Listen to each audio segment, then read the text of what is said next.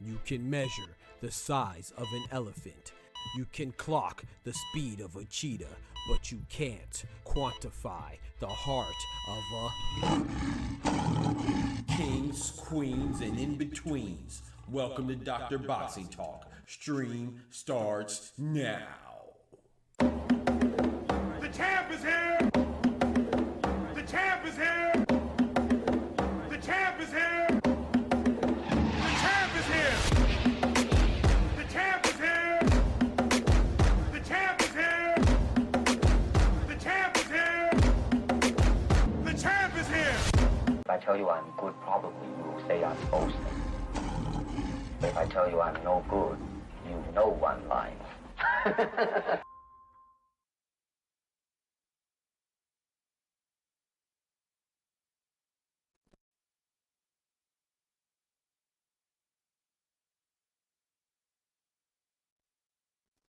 If I tell you I'm good, probably you'll say I'm boasting. But if I tell you I'm no good, you know I'm lying. What it do, what it do, what it do. Good, great, grand afternoon to you wonderful people, man. My brothers and sisters, my brethren and sisters, my kings and queens, my ladies and lads, mi hermanos, mi hermanas, pals and palettes, dudes and dudettes, and everything in between. What it do, what it do. Y'all know what time it is. The doctor's in the house. Yes, sir. Yes, ma'am. Let's get right to it. Let's get right to it, man. This is a supplementary show. This is the morning show, you know what I'm talking about? If I had my family come through, so, you know, spending time with my family, they just left. They in Louisiana now, so, and they headed back to Washington State. You feel me? So I had a good time with them. But we here now, man. So let's get it in, man. We hit this roll call real quick. We got my boy Oscar, my brother, my partner, my pal. What's good, Oscar? Big Oscar in the building. Big member in the building. We got big member Karma in the building. What did I say? It's given after. What did I say? Did I say morning or did I say evening? My bad. Afternoon. I thought I said afternoon. I don't know what I said. We got Let's Be Real in the building. What up? Yes, sir, man. Before we get started, let's go ahead and start off, kick it off with our prayer. Please join me and bow your heads. Dear Heavenly Father, Lord, we thank you for your blessings. We thank you for your love.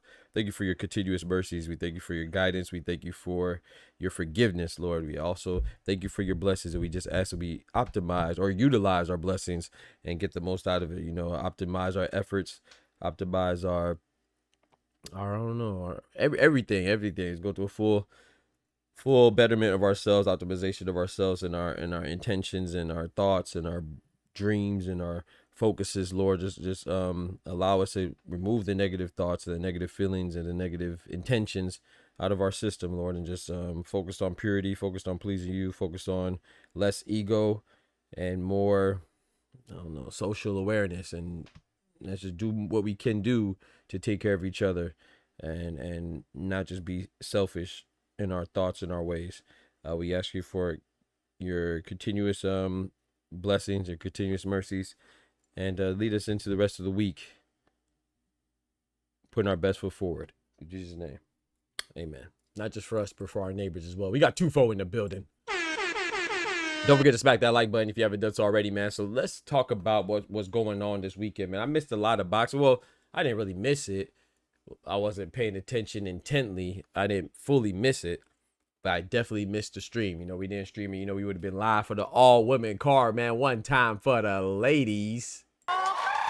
You feel me? You know what I'm saying? One time for the ladies, man. We had the Natasha Jonas versus Lauren Price card over there in England, across the pond in that water, across that body of water, you know. So let's talk about that. Let's start there, man. We got my boy Kendrick in the building, big member in the building. Oh, you know what else we got in the building? Hold on now, chat. Hold on, chat. Hold on now.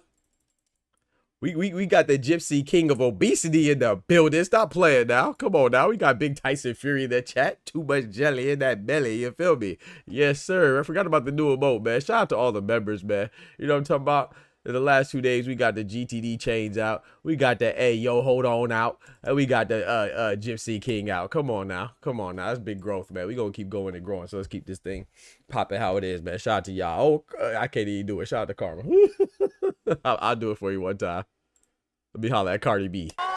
There we go. Let's get it, man. All right. So speaking of the ladies, man, let's go back to the ladies, man, and the queens of the ring. You know, I thought it was a great card. Like I said, I didn't watch it intently. Unfortunately, I didn't get to stream it. But I want to start off on the undercard of what didn't happen. What didn't happen was Cindy Ngamba. Hopefully, I'm pronouncing her name right. Cindy Ngamba, man, she's a Cameroonian boxer. And I believe she's like 26 or something like that. But she's a former Olympian, you know. And not only is she a former Olympian, but she's the first athlete to ever compete in as a refugee and get a medal, man. So shout out to her, man. Big salute. Like I said, one time for the ladies.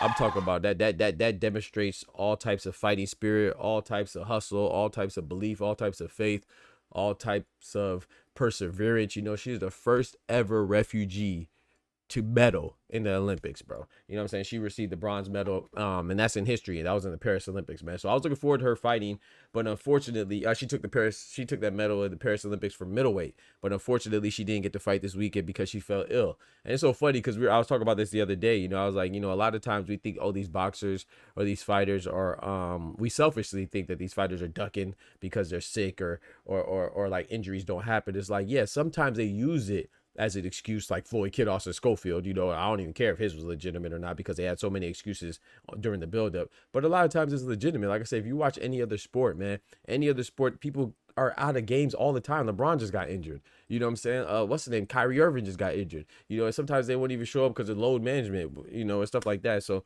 I'm not saying that Israel Madrimov wasn't sick. But what I am saying is that Israel Madrimov, if you're going to fight, if you gonna fight, I don't want to hear about your sickness because you should have pulled out just like Daniel Dubois did. You know what I'm saying? And I mean, unfortunately, you know, it's gonna come with people saying, "Oh, you're ducking, you're doing this," but you know, hey man, you gotta take whichever one you want to take. You know, people talking trash, which won't last too long, as long as your reputation doesn't precede you as far as being somebody who makes excuses. Like, no, we haven't really seen Daniel Dubois make excuses, so we didn't really stay on him that long about it. You know what I'm saying? And I thought it was legitimate. And not to mention Israel Madrimov, right? Israel Madrimov pulled out of the Serhii Boachuk for the same bronchitis, you know, and we didn't really stay on him too long. We said, hold on, man, looks a little shaky. But I was like, you know, he's fighting Serhii Boachuk, the Virgil Ortiz is such a close proximity.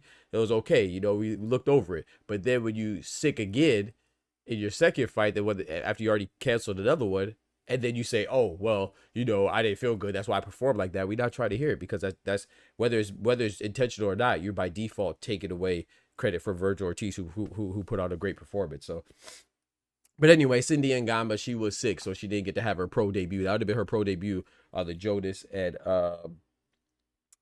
and Price card. She was supposed to fight Kirsty Bovington or something like that. Hopefully I pronounced her name Bavington. Maybe it's Bavington. But yeah, shout out to her, man. And then for the main event, I'm waiting for my boy Tech Dumb Dad to come through because yeah, I need to holler at you because I told him, I said, bro, I'm telling you, I don't know why. I did say this though. I said, I don't know why Lauren Price is gonna win, but I'm telling you the price is right. I told him put your money on Lauren Price because I think that Natasha Jonas, you know, shout out to Natasha Jonas first and foremost. You know, she's what, 40 years old or something like that. Which is not too bad, you know, but she you know, in life that's not bad, but in life that's not a troubling thing. But in the ring, you know, the older you get, the less athletic you'll be, less athletic dominant you'll be. So it's always a shock to see like guys like the Broad or Diana or Ruby like Diana Taurasi or even Natasha Jonas or Artur Beterbiev still excel at a heightened age of 40, you know. But that's what Natasha Jonas was doing, and that was kind of part of not just that though. But the reason why I picked it because, you know, her fight against Michaela Mayer, like I said, I thought she was given a gift, and I thought that Michaela Mayer just out hustled her. You know what I'm saying? And now she was 39 then. Now she's 40 now. Damn. So it's just like Lauren Price. I'm sorry. In my opinion, during the face-off and stuff like that, and a couple of fights that I saw, you know, she's definitely gonna if she loses, it's not gonna be for a lack of effort. So I just thought that she was gonna win, and she sure enough did. But I definitely think that Natasha Jonas was the more proven fighter. But I think Natasha at that time, Lauren Price's hunger was just more. He said, "Are people gonna boycott England?" I'm sleep. No, I mean, they might need to, right? According to everybody else. But yeah, so Natasha Jonas loses to Lauren Price. So I don't know what she's gonna do. Like I said, I didn't see the post-fight interview. I don't think she retired. I didn't hear anything about it, but maybe, I don't know. And then now I want to get into this too, man. I want to get into this before we bring up the NTB topics, because you know I got my 6 topics. But before we get into those, I want to talk about the ring pound for pound. The pound for pound ring magazine rankings, right? And I just want to talk about, like, you know, the stupidity of boxing fans, you know, and the exhausting annoyance of boxing fans. You know, I don't know why my internet's not working right now. I can't bring up the pound for pound rankings. I don't know what's going on. Chat, if my what it call goes down, if my stream goes down, it's because the internet's tripping. Because I can't bring up the pound for pound rankings right now. Okay, there it goes. Okay. So wait, no, hold on now. Okay, there you go. All right, so your boy Gervonta Davis was dropped out of the Ring Magazine pound for pound rankings, right? And a lot of people are mad, you know. And they're not really mad about him being dropped because, you know, people could wait, right? But they're more so mad about, I seen a lot of people complaining that Devin Haney was on the list and Tank is not on the list, right? So I don't really have a problem. I'm gonna tell you my problem. You know. So let me pull out my GTD chain real quick. Let me pull out my GTD chain. You know what I'm saying? Let me pull out my GTD chain first off, you know, make sure I'm strapped with that. Okay. So of course, who has a problem with Alexander Usyk, Naoya Inoue, Terrence Crawford? These top 3 interchangeable, right? All 3 are undefeated. All 3 are undisputed in 2 different weight classes. In my opinion, Terrence Crawford should be over Naoya Inoue. Usyk is cool being number 1, but some will argue that Terrence Crawford's number 1. But like I said, I don't care about, as long as you have these 3, cool, you know. Now let's see this. Dmitry Bivol. I'm cool with that, you know. He's undisputed right now, right? Cool. Beterbiev, I have a problem. But I had the same problem when Bivol was up there. But we're going to talk about that later. But that's still, off on the face, it's cool. Bam Rodriguez, have a huge problem. Saul Canelo Alvarez, have a huge problem. Junto Nagatani, that's cool. Number 8. Devin Haney, number 9, that's cool. 10, David Benavidez is cool. So I'm going to tell you my problem is, now let's start off with the first problem. The first problem is with people, right? People are saying, oh, Devin Haney's ranked number 9. How is he on the list and Tank's not on the list? Okay, number 1, Tank just had a draw. You know, I'm a big Tank fan, right? Tank just had a draw though. And that's not a loss, right? But it is a draw. And he was expected to beat this guy. So I understand him being dropped off the list. There's no problem there. But at the same time, my problem is with people saying, oh, Devin Haney's on the list. Do you know what a no contest means? Let me explain what a no contest means. Let me explain what the NC means. You know, so a draw on the face, on the surface, is worse than a no contest. A no contest means that no contest happened. There was no longer a fight. So I don't care what you saw, what you observed, what you remember. I don't care about your recollection or nothing. That fight didn't happen, essentially, is what they're telling you. They're saying that fight might have transpired, but there was something illegal or not correct about how the fight was handled or how the fight was administered, and it didn't follow the protocols in some way, shape, form, or fashion. So it means it didn't count. So Devin Haney's still undefeated. I know that might hurt your heart a little bit because you don't like Devin Haney. I'm not a big Devin Haney fan too. Y'all know this. But right is right and wrong is wrong. It was a no contest. The man is undefeated, whether you like it or not. Whether you're Ryan Garcia meat sucker, or Ryan Garcia booty blower, or Ryan Garcia toe licker. I don't care how much you are infatuated with Ryan Garcia. Devin Haney did not lose to Ryan Garcia. It is what it is, bro. Get over it. I'll stop crying. Like, it's annoying. Like, you know, so do you like boxing or not? You a boxing fan or you want to Ryan Garcia's hoes? I don't know. Like, you got to pick one. You know what I'm saying? So it has nothing to do with you liking Devin Haney or disliking Devin Haney or liking Ryan Garcia or disliking Ryan Garcia. He did not beat that man. Now, if they have a rematch and he does what he did before and he does it cleanly as a clean athlete, then he beats him. And then he'll have a 1 in that loss column. But until then, he has nothing in the loss column. It's not rocket science. So that's why Devin Haney's on there and Tank's not. Because Tank has nothing in the loss column, but he has a 1 in the draw column. So if you're 31-0-0 and you're the former youngest undisputed champion in the 4-belt era, I said former because now Gabriela Fundora is the youngest undisputed champion in the 4-belt era. Devin Haney's still the youngest on the male side, but when it comes to boxing as a whole, Gabriela Fundora has eclipsed Devin Haney. So Devin Haney is accomplished by way of undisputed. He beat Lomachenko, who's a Hall of Famer. 18-3, whatever, but he's a Hall of Famer. That's what people say, and he's undefeated. So you gosh dang right, he should be. I could argue that he should be higher than Junto Nakatani. I could argue that he should be above Bam Rodriguez, which brings me to my next point. Bam Rodriguez, undefeated, 21-0. He's number 6. How the freak is he number 6? Bam Rodriguez is not. He's not unified. He's never been undisputed. His best win is an old Juan Francisco Estrada, El Gallo. That's a good win on paper, but El Gallo, the Rooster, he ain't crowed in a long time. Or maybe, no, let me rephrase that. He's starting to crow. He's starting to crow. It's time for him to go home and go back in the hen house. You know what I'm talking about? Juan Francisco Estrada is a legend for what he's done, not for what he's doing. So how is a guy who's not unified in his division? Matter of fact, there is a guy that was unified in Puma Martinez. He was the one that had 2 belts in 115. Not in Bam Rodriguez. Fumaledi Cafu is another undefeated champion from South Africa in his division. They all have 1 belt. So why is he take priority over somebody like Saul Canelo Alvarez, old cinnamon, who's been undisputed, and his next fight is to reclaim undisputed? How can you put a guy like Jesse Bam Rodriguez over Canelo? Because you like him? Why is that? Once again, it's people. It's the same thing. It's just that the people that have their feelings, they have control over the rankings now. The same people that would have Devin Haney having a loss against Ryan Garcia are the same type of people that have Jesse Bam Rodriguez above Canelo Alvarez. How do you do that? Not to mention just economically and recognizability and profile and brand. He's a face of boxing. He's 62. He has 66 fights, 62 wins, 2 losses, and 2 draws. The man is the first ever undisputed in the super middleweight division. How the heck can you put somebody like Bam Rodriguez over Canelo? That's number 1. Number 2, we have Beterbiev, who just took a loss. I don't care if you take Tank off the pound for pound list because he had a draw, but if somebody took a loss, how are you still above Canelo? Like all of this comes back to Canelo. I ain't gonna lie. Yeah, it's gonna come back to Canelo. You know what I'm saying? The sentiment. So like the reason why I don't have a problem with Beterbiev because they did the same thing with Bivol. When Bivol lost to Beterbiev, they still had him ranked number 5. So basically, Bivol and Beterbiev just flip flopped. So losses don't matter. Well, if losses don't matter, then why is Tank off the list because he had a draw? He ain't even have a loss. But then you say, oh, it's because it was a stakes, right? It was undisputed. I get that. But then what about Bam Rodriguez? He's undefeated. He's not unified. There's no stakes in his fight. His best win to me is not Juan Francisco Estrada. His best win to me is Sonny Edwards. You can't tell me two or three people that Sonny Edwards fought. The only person that you can name is probably Bam Rodriguez, and he lost to him. So how great is Sonny Edwards? I think Sonny Edwards is good. Shout out to my boy Sonny Edwards. But my point is that when you talk about recognizability of resume, it's not that because Jesse Bam Rodriguez shouldn't be that high. When you talk about being undefeated, it's not that because Devin Haney, he's undefeated and he should be higher than Bam Rodriguez, but he's not. When you talk about, it's merit and the quality of opponents, nobody has been in the ring with more quality opponents from a qualitative standpoint than Canelo Alvarez. So why is Canelo Alvarez under Jesse Bam Rodriguez? My point is that this is a popularity contest.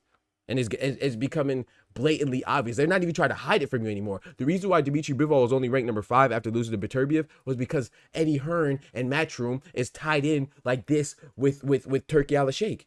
He be getting his thigh meat rubbed on. You see it. He be rubbing on that thigh meat and holding that hand. You know what I'm talking about, getting rubbed down and fondled. You feel me? And that's okay, but we cannot ignore that. So Jesse Bam Rodriguez, by no coincidence, is also with Eddie Hearn and Matchroom.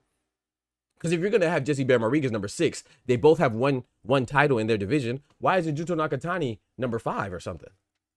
To me, they have a similar resume between Junto Nakatani and Jesse Bam Rodriguez. In fact, Junto Nakatani has more wins. They're both multi-division champions. So what separates Jesse Bam Rodriguez to put him above Canelo and put Junto Nakatani behind Canelo? The only thing that separates is popularity. I could argue Junto Nakatani is more dominant than Bam Rodriguez. I could definitely argue that Devin Haney is more accomplished than Jesse Bam Rodriguez and Junto Nakatani. Can I not? Y'all want to hear me talk though. Y'all want to hear me talk though. Talk to him, Tufo, who also owns the ring. Talk to him. And then you don't even see, thank you, Apollo. You don't even see Shakur on there. So what is the criteria? That's what I'm saying. So when people talk about these rankings, I'm not mad at Tank being off there. I'm cool with it. But then you got to explain to me how the heck somebody who took a loss like Beterbiev and Bivol, how the heck were they still number 4 and 5 above Canelo? And you can say, oh, well, Bivol beat Canelo. Yeah, well, Bivol beat Canelo when Canelo was moving up to light heavyweight. You can't ignore that. You can't ignore that. And that's still his 2 losses are to Bivol. Sorry, the outside doing some stuff, construction and stuff. Canelo has 2 losses. Floyd Mayweather, who's arguably the GOAT, right? The greatest of all time. And then he has another loss to Bivol, who went on to be undisputed. So his 2 losses aren't that bad. In fact, I think his 2 losses are more impressive than 1 loss to Beterbiev and Bivol, the ones that they share between each other. So, I mean, I don't know, man. It's just crazy to me. But anyway, shout out to my boy Thomas in the building. Peel out in the building. We got Tay in the building. We got B-Dog in the building. I don't put any stock in their pound for pound rating. Not no more B-Dog. Young Guns in the building. He said Buzz win over Badgermouth. Age like milk. That's true, Young Guns. But, I mean, it doesn't matter. And when you say age is like milk, let me show you something. Let me show you something about aging like milk, right? Canelo is, Terrence Crawford is 41-0, right? Now anyway, is 29-0. Usyk is 23-0. Usyk had a phenomenal run at heavyweight, correct? Terrence Crawford, though, when you say age is like milk, do you think that everybody that Usyk beat aged like fine wine? Can't you say that Anthony Joshua's Usyk's win over Anthony Joshua, a split decision and a unanimous decision, can't you say that aged like milk? I'm just, did Nalia Inouye's win over TJ Doheny age well? The man that said my neck and my back. He got his toe stepped on and punched in his stomach, and I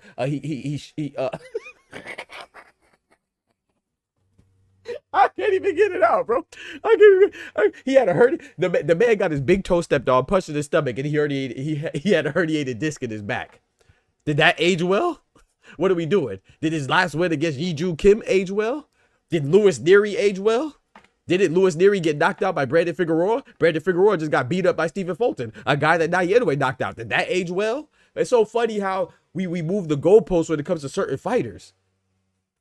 At the time that Terrence Crawford beat Israel Badgermouth, Badgermouth was an undefeated fighter, and he was an undefeated champion fighter in a weight class that Terrence Crawford never even been to yet. It was his debut at a new weight class against an undefeated champion. He was the first one to beat him. TJ Doheny Naoya Inoue was the first person to beat TJ Doheny. Naoya Inoue was the first person to beat Yi-Ju Kim. Naoya Inoue wasn't the first person to beat Louis Neary. Did those age well? Oh, we just pull out the microscope. You know what I'm saying? We just pull out the microscope when it comes to certain fighters we don't like. Come on, bro. Stop it, bro. I don't mind Naoya Inoue beating over Terrence. To me, like I said again, Usyk, Inoue, Terrence Crawford, 1, 2, or 3. They're all interchangeable. It doesn't matter. But these 3 should definitively be the top 3. That's it. But let's not act like any. If we go pull out the microscope now, you better pull it out both ways. If you pull it out on Naoya Inoue, it's gonna get a little shaky, baby. That's all I'm saying. Because Terrence Crawford beat an undefeated Yuriorkis Gamboa, who was claimed to be mini Tyson. Terrence Crawford beat the undefeated European Victor Postal as a champion. You know what I'm talking about? He beat the Hall of Famer Sean Porter. He destroyed the Errol Spence guy, who was also on the pound for pound list simultaneously with him. He destroyed him. He beat Kell Brook, a former champion. I could keep going, bro. So that's the one. I don't get why everybody tries to act like Terrence Crawford. I'm not even a big Terrence Crawford fan, but I'm a fan of the sport. If you disrespect the top athletes in the sport, that means you're disrespecting the sport.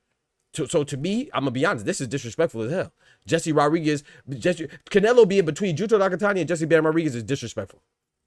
I don't care if you like Canelo. I don't care if you think, oh, I'm mad he fought Edgar Berlanga. I'm mad he fought Jaime Munguia. I'm mad he's not fighting David Benavidez. That's disrespectful. The man is the first ever undisputed, and he's still active. And he's about to fight another fight against an undefeated fighter in William Skull, who has an IBF belt. He's about to reclaim undisputed if he beats him, hypothetically, if he beats him. And people are saying that William Skull's a trash. How are you a trash undefeated champion? You see what I'm saying? But then they get excited and say, oh, now Inoue should be number 1 or number 2. And he fought TJ Doheny, who was 36 years old at the time, and broke his back in the ring. He came out the ring like a Kaya song. You remember Kaya, my neck, my back. That he came out, that should have been his theme music. He should have walked out to Kaya. I don't know if y'all know about that, but you know what I'm saying? If you know, you know. He should have walked out to Kaya. And y'all giving him credit for that. Man, get out of here, man. Get out of here, man. Now, let me start on Alexander Usyk, too. Shout out to Usyk, though. I don't get it, bro. If I pull out the microscope, let's bring it out. Let's bring it out like T.I. say. Let's bring it out like T.I. say, man. Bring them out, bring them out, bring them out. We can get hypercritical. Let's just do it to everybody. Let's not just do it to one fighter. Let's do it to everybody. And things get to get a little shaky. You know what I'm talking about? They get to getting a little shaky. You feel me? So shout out to Terrence Crawford, man. Shout out to Daniel Inoue. Shout out to Alexander Usyk. Like I said, if you have them all 1, 2, or 3, it doesn't matter. But if we're gonna talk about aging like milk, there's a lot of dairy products in their resumes. You know what I'm talking about? Besides Terrence Crawford, he said my crack. You know what I'm talking about, Thomas? Thomas know what I'm talking about? Yes, sir, man. Thomas in the building. OG Thomas in the building. My bad. I know I'm missing some messages. He said, "Am I bugging or was it special like number 2 for a while?" But talk to him, Kendrick. Talk to him. You ain't bugging. You know what I'm talking about? You may be thugging, but you definitely not bugging. People be bugging when they be when they be nitpicking on people's resume, man. Do it for everybody. That's all. If you're gonna do it for everybody. That's all. All right, let's bring up the NTB topics, man. This is NahmTalmBout. Y'all know what time it is, man. NahmTalmBout NTB. That's a Southern slang. Know what I'm talking about. For those of you uncultured, know what I'm talking about. NahmTalmBout.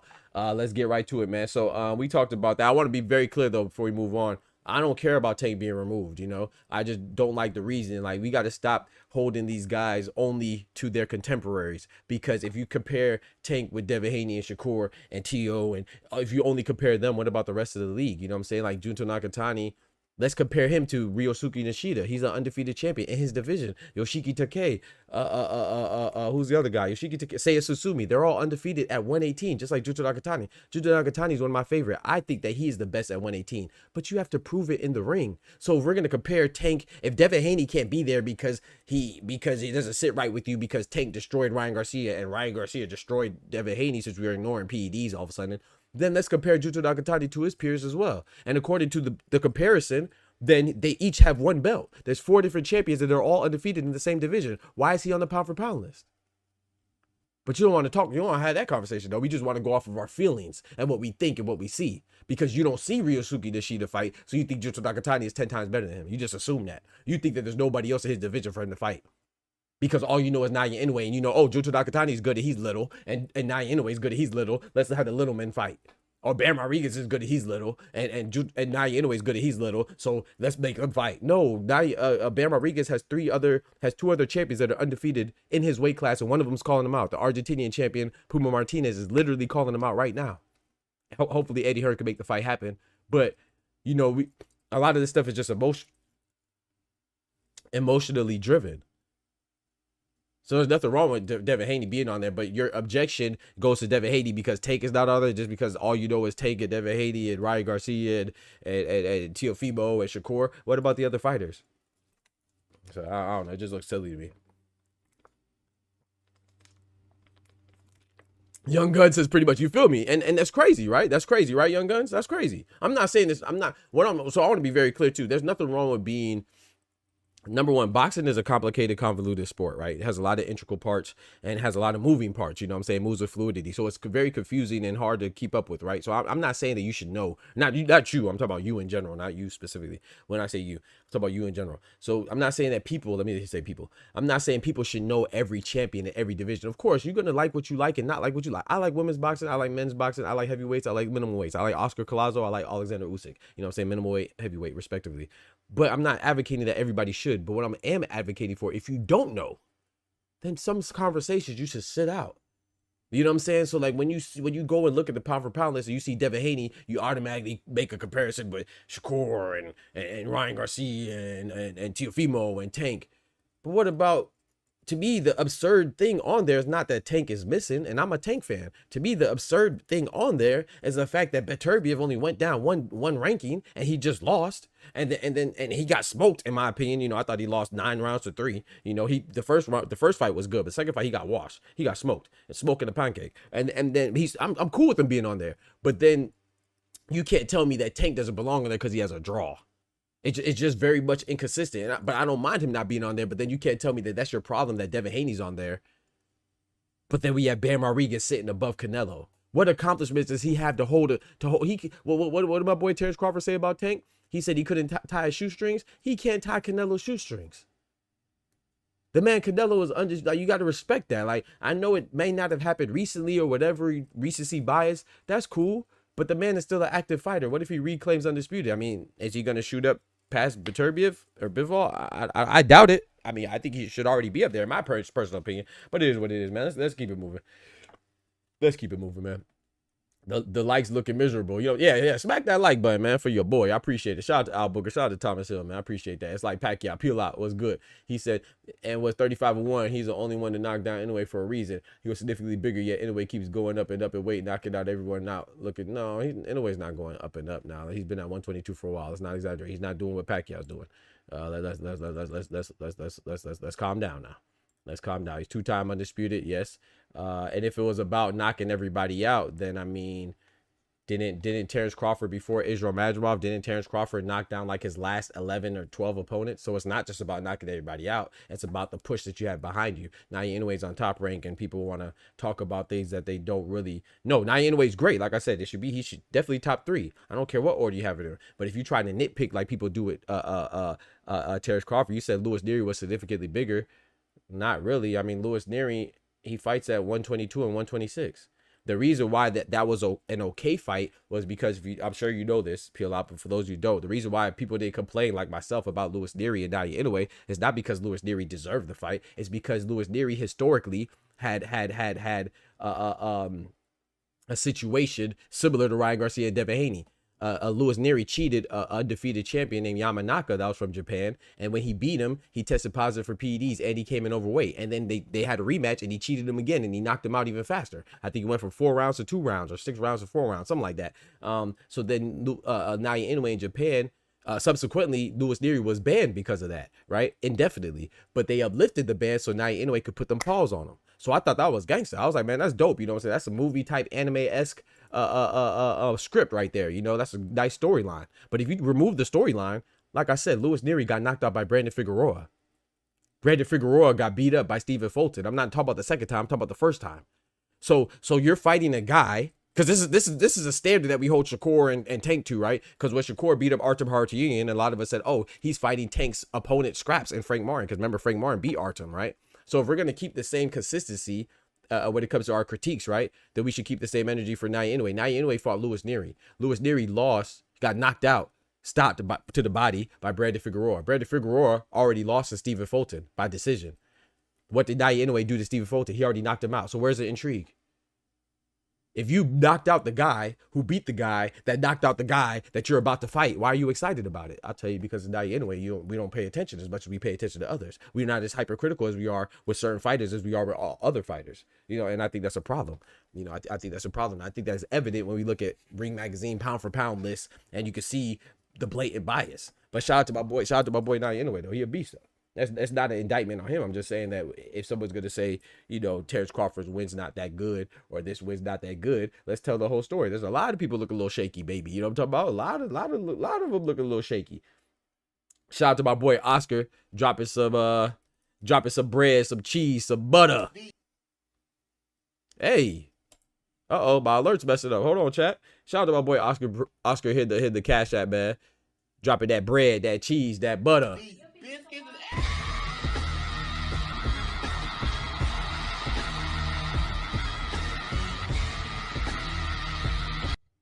And my guy Oscar, he says with on the cash app, he says, oh, Oscar talking trash. Oscar said Inoue has 1, possibly 2 Hall of Famers, Donaire and possibly Stephen Fulton. Come on now. Is that not true? Is that not true? He said Inoue has 1, possibly 2 Hall of Famers. 1 for sure is Donaire, and he's saying maybe Scooter. You know, so like when we want, I'm not, like I said, Inoue's fantastic. He belongs in 1, 2, or 3. Same with Usyk. But look, like I said, I could go to Usyk, right? Usyk, you can't. We're impressed that he's undisputed in 2 weight divisions. Tell me 2 people that he fought in cruiserweight. I could tell you like 3 or 4 of them. But can you tell me 2 people that he beat it when he was at cruiserweight? No, but he has undisputed, right? That accolade that symbolizes that you beat everybody in your division, so we don't care about the particulars. And that's why somebody like Devin Haney stands out above the rest of his competition sometimes in some respects, because it doesn't matter who you fought if you clean out your division, because that comes with the assumption that you stood out above when you get undisputed. So that is why when you show me a pound for pound list and you have a guy like Bam Rodriguez and a guy like Juju Nakatani so close in proximity to a guy like Cinnamon, two guys who have undefeated champions in their division right now. They never even unified, forget undisputed, and they're above and below directly adjacent to Canelo, who's cleared out his division. That's disrespectful, bro. It's disrespectful. Dog. It is what it is. Don't matter who you like or don't like. Some things are above your emotion. But let's keep it going, man. Let's get to the topics, man. So first off, I want to talk about the WBC, baby. The WBC, man. They say they have no. That's the topics right there, top middle. WBC says they have no negative feelings in regards to TKO. He said, I cannot, I'll admit it. I could only think of but come on now, Al Booger, shout out to Al Booger. And Al Booger knows a whole lot about boxing now. I could name Tony Bellew and Maris Bradis. Maris Bradis just recently retired, Al Booger. Maris Bradis and what's my boy's name? I can't remember. So I thought I could say three. That was, you took one of them, Tony Bellew, and then Maris Bradis was the other one, and then dang, this is the other buddy. I can see his face. I can't remember his name right now. So I thought I could name three. See, I even lied. Come on now. So yeah, and Al Booger knows a whole lot about boxing. So a lot of people be capping, man. So when we're hypercritical about one person's undisputed, then let's do the same thing. I promise you, if you break down Terrence Crawford's, Usyk's, and Inoue's undisputed, I guarantee you that you will recognize more people from Terrence Crawford's undisputed run than you will from Usyk and Inoue's combined. Bet money. Bet money. I bet money on that. So, but it's funny that his is the one that's always questioned. I'm not saying don't question it, but question everybody's. Keep the same energy. You know what I'm saying? They're all phenomenal fighters. That's why they're undisputed and undefeated right now. So put respect on all three of them. So yeah, so shout out to Young Guns. He said Brady, yeah, exactly. Maris Brady. He said, yo, pugilism was good to help filter and select pound for pound. It probably helps it to at least achieve undisputed to be considered probably an undefeated record. And if you do have a loss, that loss was avenged or even head-to-head. Right. You know, or that loss came because you moved up, like Canelo. Or that's what I'm saying. Like Canelo lost to Floyd Mayweather, who's a GOAT when he was young, and then he lost to Bivol when, you know, and Bivol was.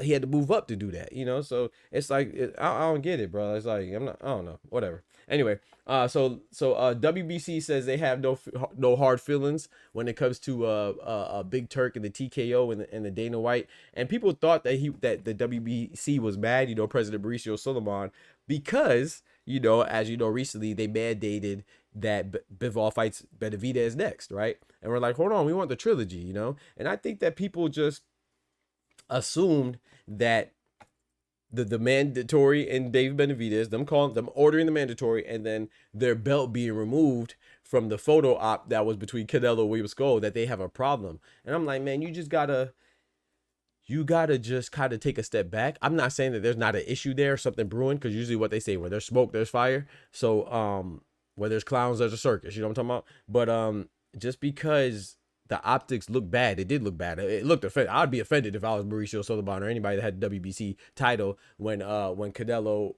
was asked to remove the WBC belt for the photo. But you got to understand too, he's an ambassador for the sport and running an event. So it was probably already planned for him to have the Fatal Fury belt on one side and then the Ring Magazine belt on his other shoulder. Two things in which he's working with, right? So what's the problem? That's number one. Number two, the biggest thing is William Skull's IBF belt wasn't there. So should President Daryl Peoples be offended? His belt wasn't there. The WBO belt wasn't there. So should President Gustavo Oliveira for the WBO be offended? The WBA belt wasn't there. So should President Gilberto Mendoza Jr., the president of the WBA, be offended?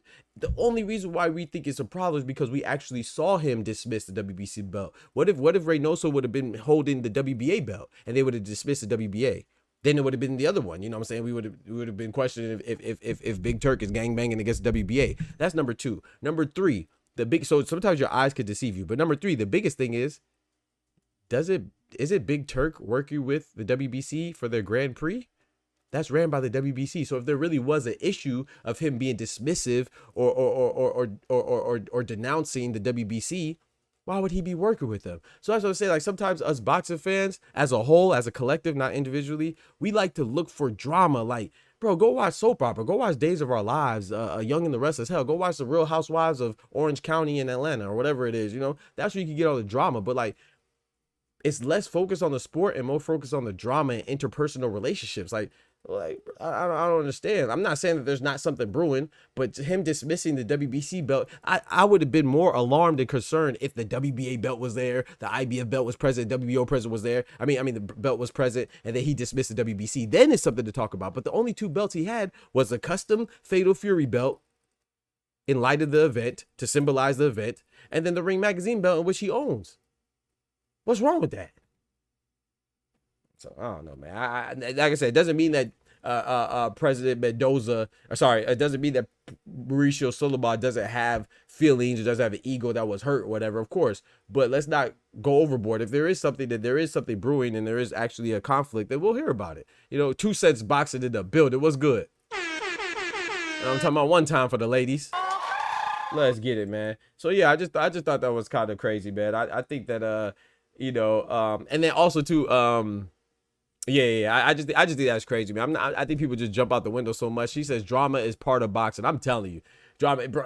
But that's the thing. Drama's part of everything. But I feel like the side piece is the boxing. 2 Cents. Like, am I tripping? Am I the only one that feels like that? Like, am I the only one that feels like? I feel like boxing should be the main course, and then the dessert or the appetizer or the side dish should be the drama. But it's the opposite. The drama is the main course. That's the steak and the potatoes and the broccoli. You know, I'm talking about the mac and cheese, and then the and then the actual fights are like the part that you get, like the asparagus that you order, or the spinach dip, the artichoke dip that you order, the nachos, the bread that comes to your table. Like, that's a side dish. You know, I mean, I don't know, man. You speak it in common sense terms. You got to speak YouTube boxing, but you ain't lying. You ain't lying, 2 Cents.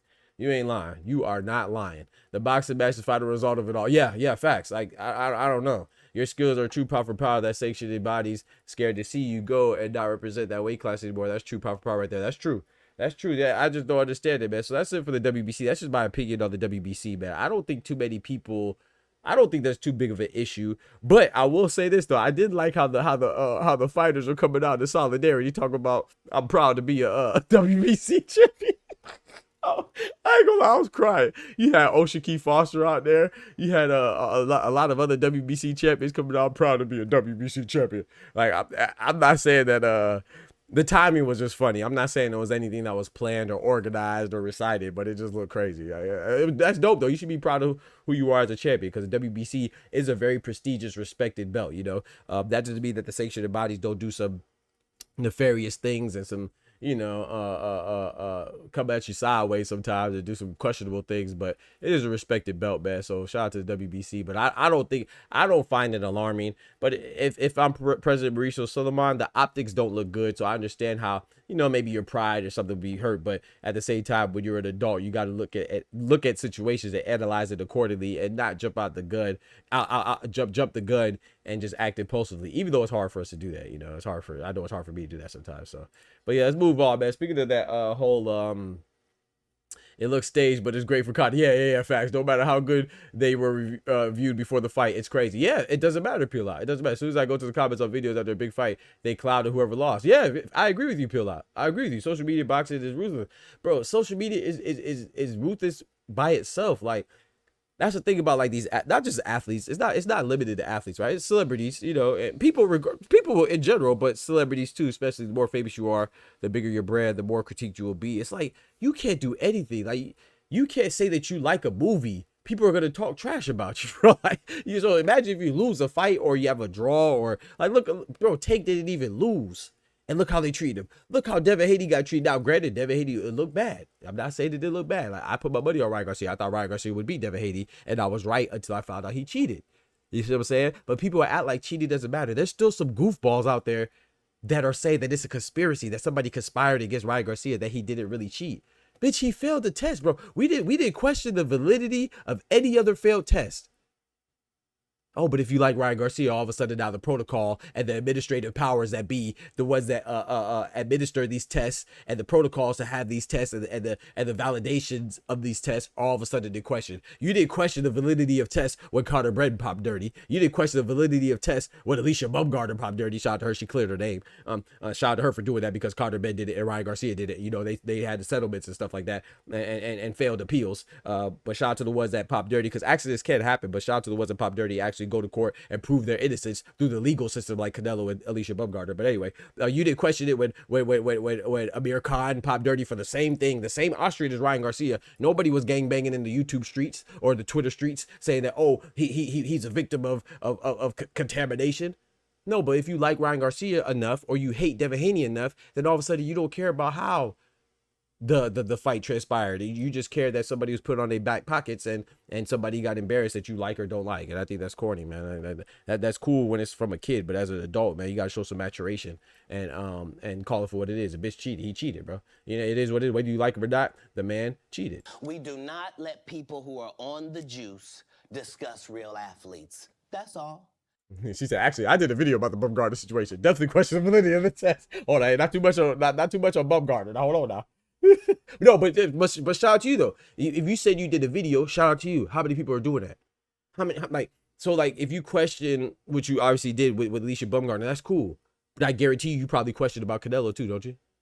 I guarantee you probably questioned about Ryan Garcia, don't you? My problem is the people that don't question, and then all of a sudden, their inquisitive minds get to popping when it comes to a fighter that they like. That's the problem. If you question, shout out to you. Much respect to you. Shout out to Young Guns dropping that bread, that cheese, that butter.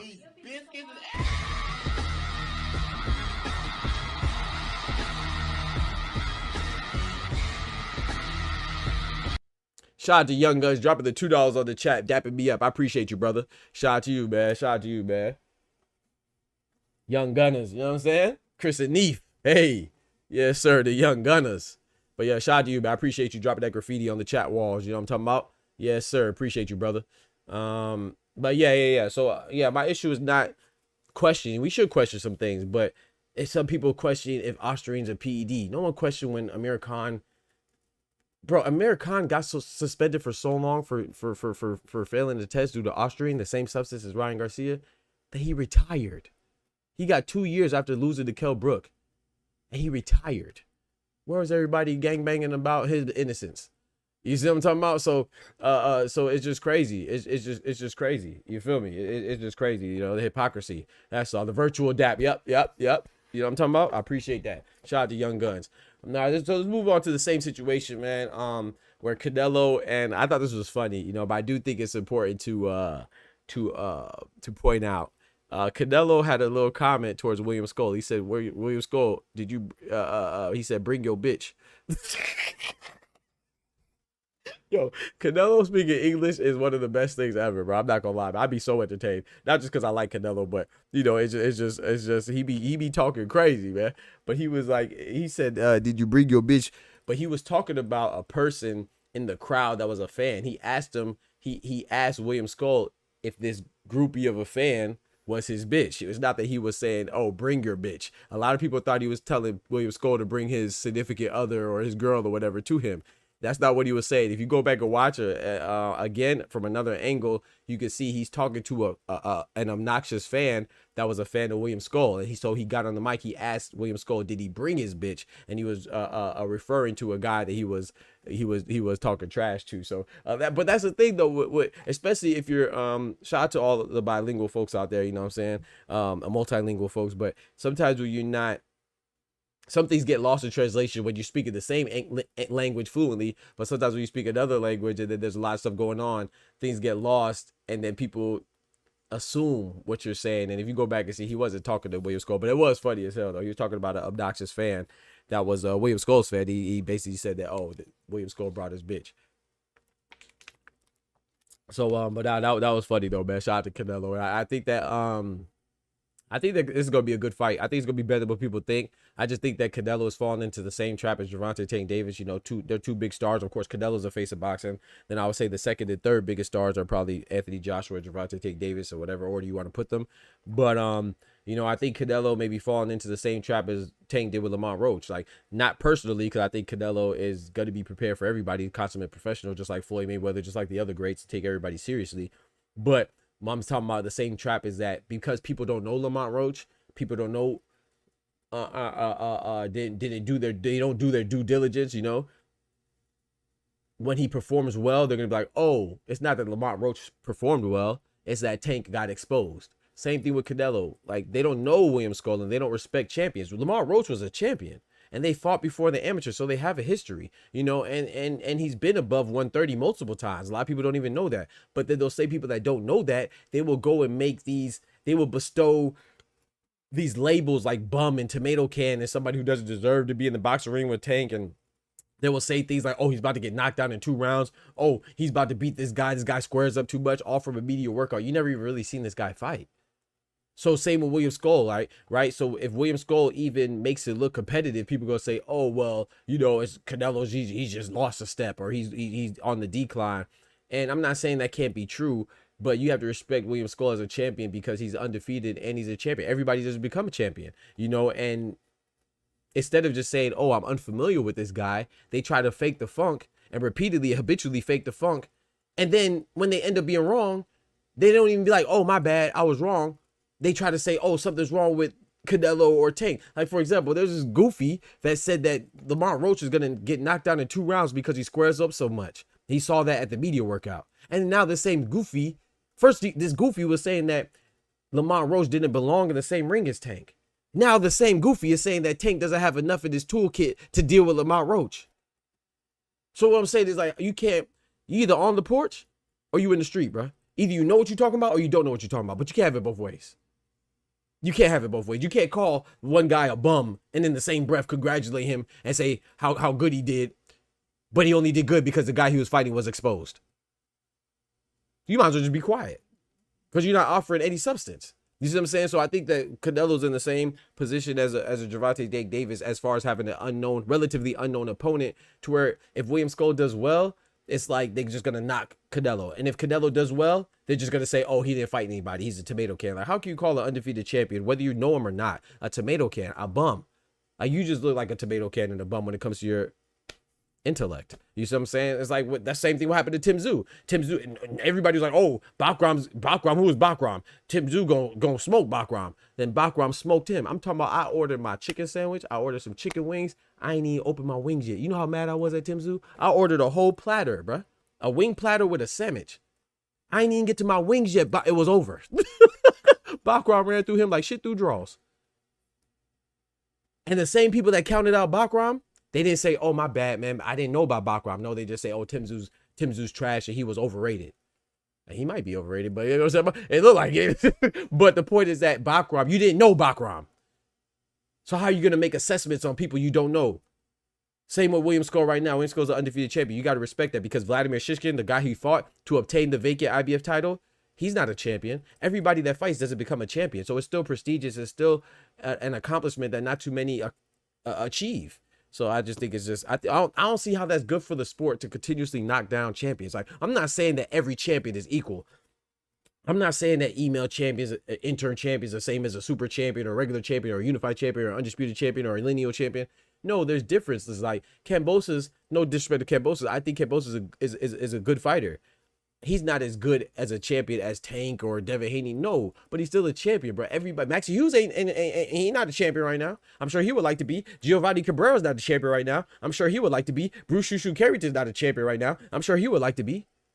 So when you say like, oh, well, you know, you're a bum, you just happened to get lucky and be a champion, that's crazy to me, bro. Not a recognized champion. That's crazy. Like, you're knocking the sport, bro. How is that making anybody want to watch the sport? As Bivol, he sounded a little sus. That's crazy. Belts can be watered down. I agree. Belts can be watered down. Absolutely. Absolutely. But you know, that I want people to focus on the fact that whether you're a unified champion, undisputed champion, interim champion, hell, an email champion, those words at the front of champion are adjectives to describe the noun, which is champion. So even if you're the best champion or the worst champion, bitch, you're still a champion. That should come with a certain amount of respect, especially from so-called boxing fans, especially if you're a purist, especially if you're a pugilist enthusiast. You should kind of respect the champions because they symbolize the epitome of the sport. Whether you're a regular champion, an intern champion, a champion, a super champion, a unified champion, undisputed champion, lineal champion, whatever type of champion, those are adjectives to describe the type of champion you are. You're still a champion. Because even if you get emailed a belt, bitch, you are in a position to get that email. You see what I'm saying? You are in a position that a lot of people fight for. Some of them don't even get paid for.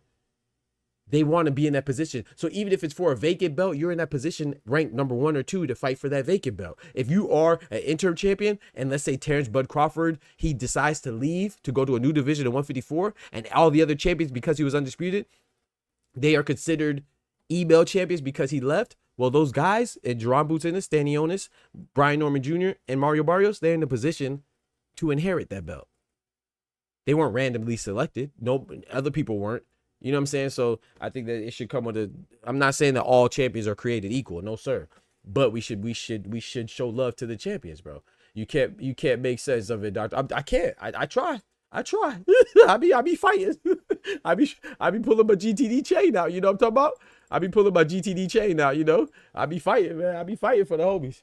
Well, I can't fight them all, man. So AJ and Canelo are both bigger pay-per-view stars than Tank. I would Canelo for sure. I mean, Canelo's the face of boxing. I don't even know why people question that.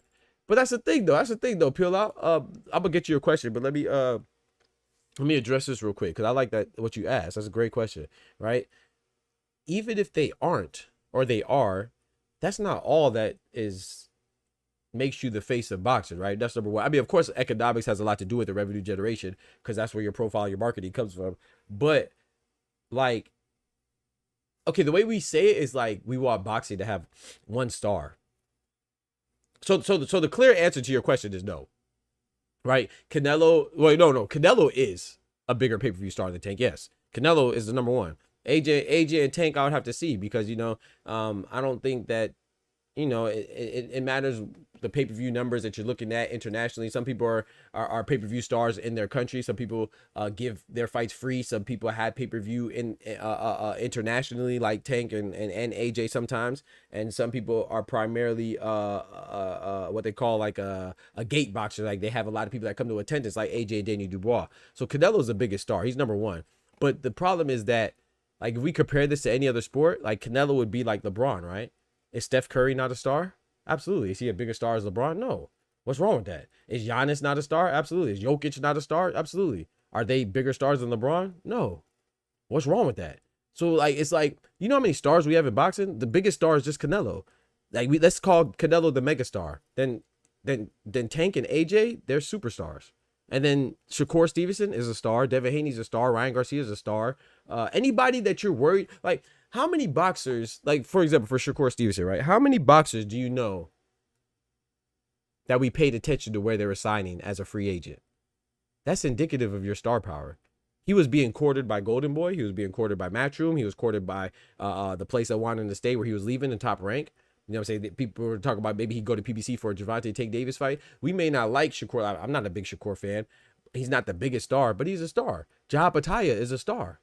Usyk is a star. Terrence Crawford's a star. Itoway's a star. They may not be the top, the biggest stars in the face of boxing, but like, why you have to either sink or swim? Like, there's no happy area. Like, it's either all or nothing when it comes to boxing fans. It's like, you don't have to argue who the face of boxing is. I mean, it's clearly Canelo. I don't even see what the argument is about. But Gervonta Davis is probably the second or third biggest star between him and AJ from where I sit. But I don't know. But no, AJ and Tank are not as big a stars as Canelo, to answer your question. Absolutely not. Lee Jackson, what's good, my brother? Fighting champions is face, not B grades or weight drain. I don't know what you're talking about. You got to type that again and calm down and make sure that your sentence makes sense and is coherent, and then push enter, sir. Terrence Crawford is a Tim Duncan. Yeah, that's a good one. Yeah, he's very kind of like stoic. He's very conservative in demeanor. He doesn't really he's not that personable. He's not that polarized. He's not that charismatic. That's a good one. I'd even say peel out. Terrence Crawford is like Tim Duncan or Kawhi Leonard. I agree with you. That's a great one. Shout out to you. That was you just dropped the bomb on the chat. That's a fact. Yeah, absolutely. Was Tim Duncan not a star? Yes, he was a star, but is he as dynamic of a personality or star power as Shaq? No. But you know what I'm saying? He's good in his own right. So shout out to you. Take wishes he could do what AJ could do in the UK. I mean, I don't know about that. I mean, I think he's pretty. I think you wish that he wishes that. I think a lot of times fans. Hold on, let me pull out my GTD chain. Hold on, let me get my GTD chain out. Hold on. Let me. Because see, this is what happens. You know, I'm not a. I defend boxing. You know, and I defend common sense. You're saying that he wishes he could be AJ. I think you wish that, because I think that that's one thing that you could point at that he's not doing. So I think these fighters, a lot of these fighters are comfortable in who they are. I just think a lot of times fans, no, shout out to you, Nathaniel. I'm not speaking just to you, but I'm speaking on your statement. I think a lot of times fans try to impose how they feel because they try to live vicariously through their favorite fighter. No matter who Tank beats up or no matter who Tanks get beat up by, that ain't got shit to do with you. That don't make you strong. That don't make you popular. That don't make you famous. That's nothing for you. You see what I'm saying? So like when people try to say, oh, Tank wishes he could be what AJ. I think Tank is good. He just bought like a block in his old neighborhood. So I think he's good. I think AJ's good being who he is too. That doesn't mean that people don't want to naturally get better. We all want to be better. So if that comes with being a bigger star in boxing and being the biggest star in boxing, then yeah, AJ did phenomenal numbers in Wembley Stadium with Daniel Dubois, and he also got put on his ass. He was up there twerking like a stripper, face down, ass up. So I bet you Tank don't want that part. You don't forget about that part. You know what I'm talking? He had the 98,000 people. Yeah, we had 98,000 people saw him twerking like Megan the Stallion, ain't it? Okay, he was tuning that booty up, wasn't he? So I bet you Tank don't want that part. So let's tell the whole story now. Yo, shout out to my boy Clone, man. Dropping that graffiti on the chat walls with that bread, that cheese, that butter. These biscuits.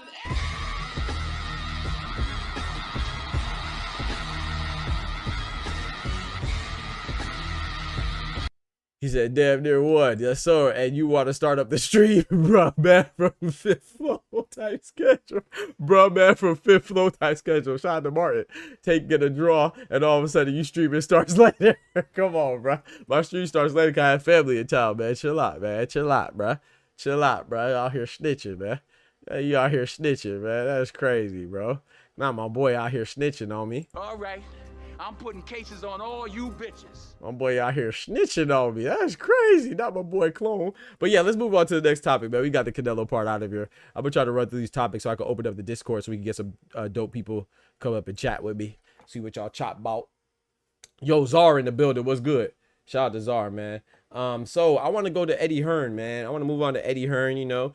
It's crazy because when the Dana White and Turkey collaboration got a partnership kicked off, right? I was saying things like, you know, I'm a little skeptical. Number one, I don't like Dana White. You know, I don't like anybody who's a woman beater and they get away with it. If you're gonna be a woman beater, at least face the consequences. You know, he slapped his wife on camera and ain't nothing happened because he has so much power and pull. But then we want to talk about other people, domestic violence in cases. I think everybody that hits, if you're a man that hits a woman, you should be reprimanded. You know what I'm saying? So I'm not saying that anybody else should get a pass. I'm saying that nobody should get a pass, including Dana White. You know, I think he's a very greedy, obnoxious, bigoted, rich. You gotta add the rich in there. You rich piece of shit. You know what I'm saying? So I've never been a fan of him. I think he takes advantage of his fighters in the UFC. That's why a lot of them run to boxing, right? But with that being said, a lot of us do like his business model in UFC, right? The best fight the best, right? So it's good from a consumer standpoint. Is it good from a fighter standpoint as far as their welfare, as far as their training, as far as their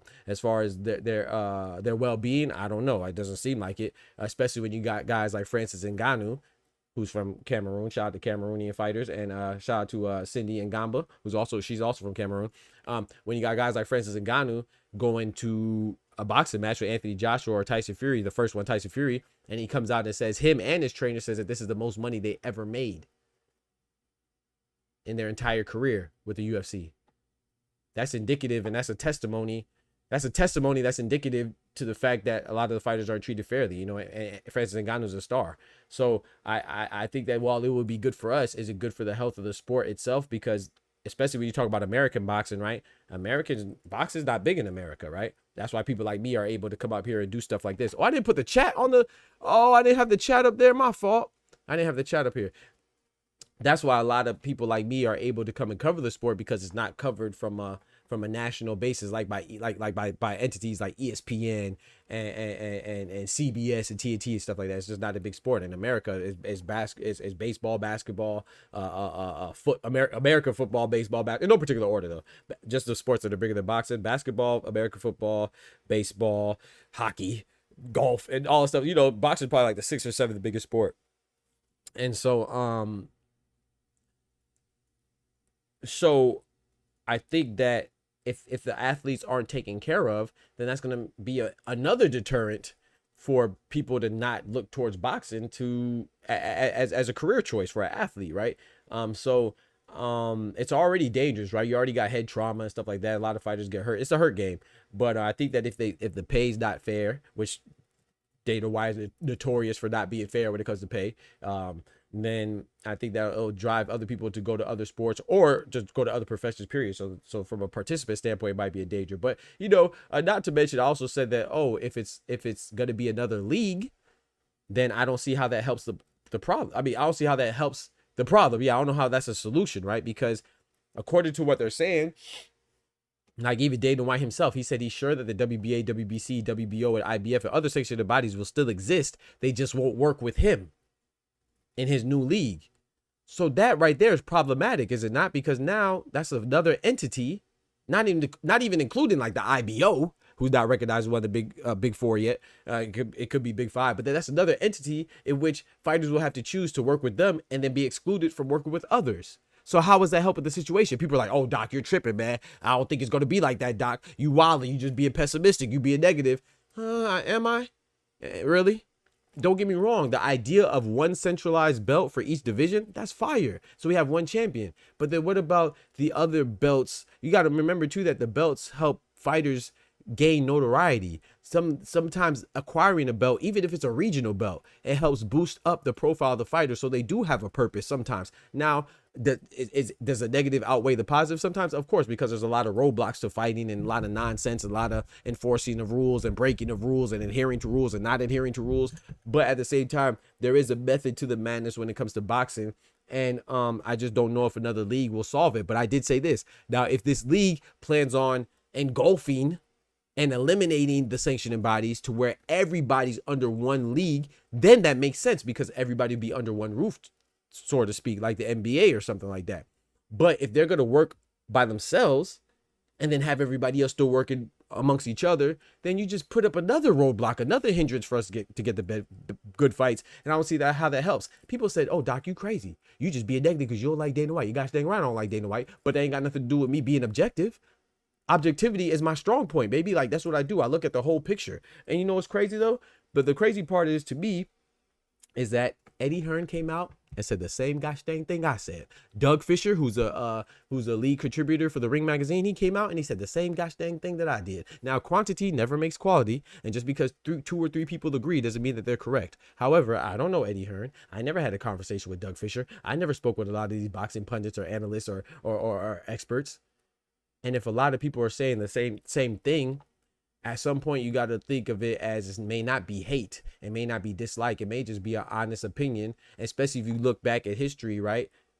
When people try to monopolize boxing, it didn't really work like that, you know. And like I said, I'm not saying it's gonna fail, because now what is a key component, an essential component that wasn't there before? A powerhouse when it comes to finances, like Big Turk being involved. So maybe Dana White will succeed, and maybe getting the monopoly on boxing will happen, and it might be a good thing. But like I said, I am skeptical, and I'm not alone on this. And yeah, so Eddie Hearn said that he thinks that it's just gonna split boxing even further. And I agree with that, you know, and they say the same thing I said. So, but we'll still see. Time will tell. So there's no rush. But at the same time, you know, we'll see how it goes, man. I'm not saying that anything's wrong with being extremely positive, optimistic, and happy-go-lucky about it. But there's nothing wrong with having questions about it either, and being hesitant, having your reservations, because historically the reservations make more sense than the positivity. You know what I'm talking about? So the pessimism in this case makes more sense than the optimism. And I hate to say that, because I'm a positive, optimistic type of brother myself. But, you know, when it comes to the history of boxing, you know, it's just, I'm not sure. Dana did this to get more European fighters that are good, and he can underpay them. Talk to him, Tay, and we'll see how it goes, though, man. We'll see how it goes, like I said. So there's nothing wrong with it. But yeah, that's all I want to talk about with Eddie Hearn. That's the top right. We got that one done. Let's move on to the next, man. Let's move on to the next. I want to also talk about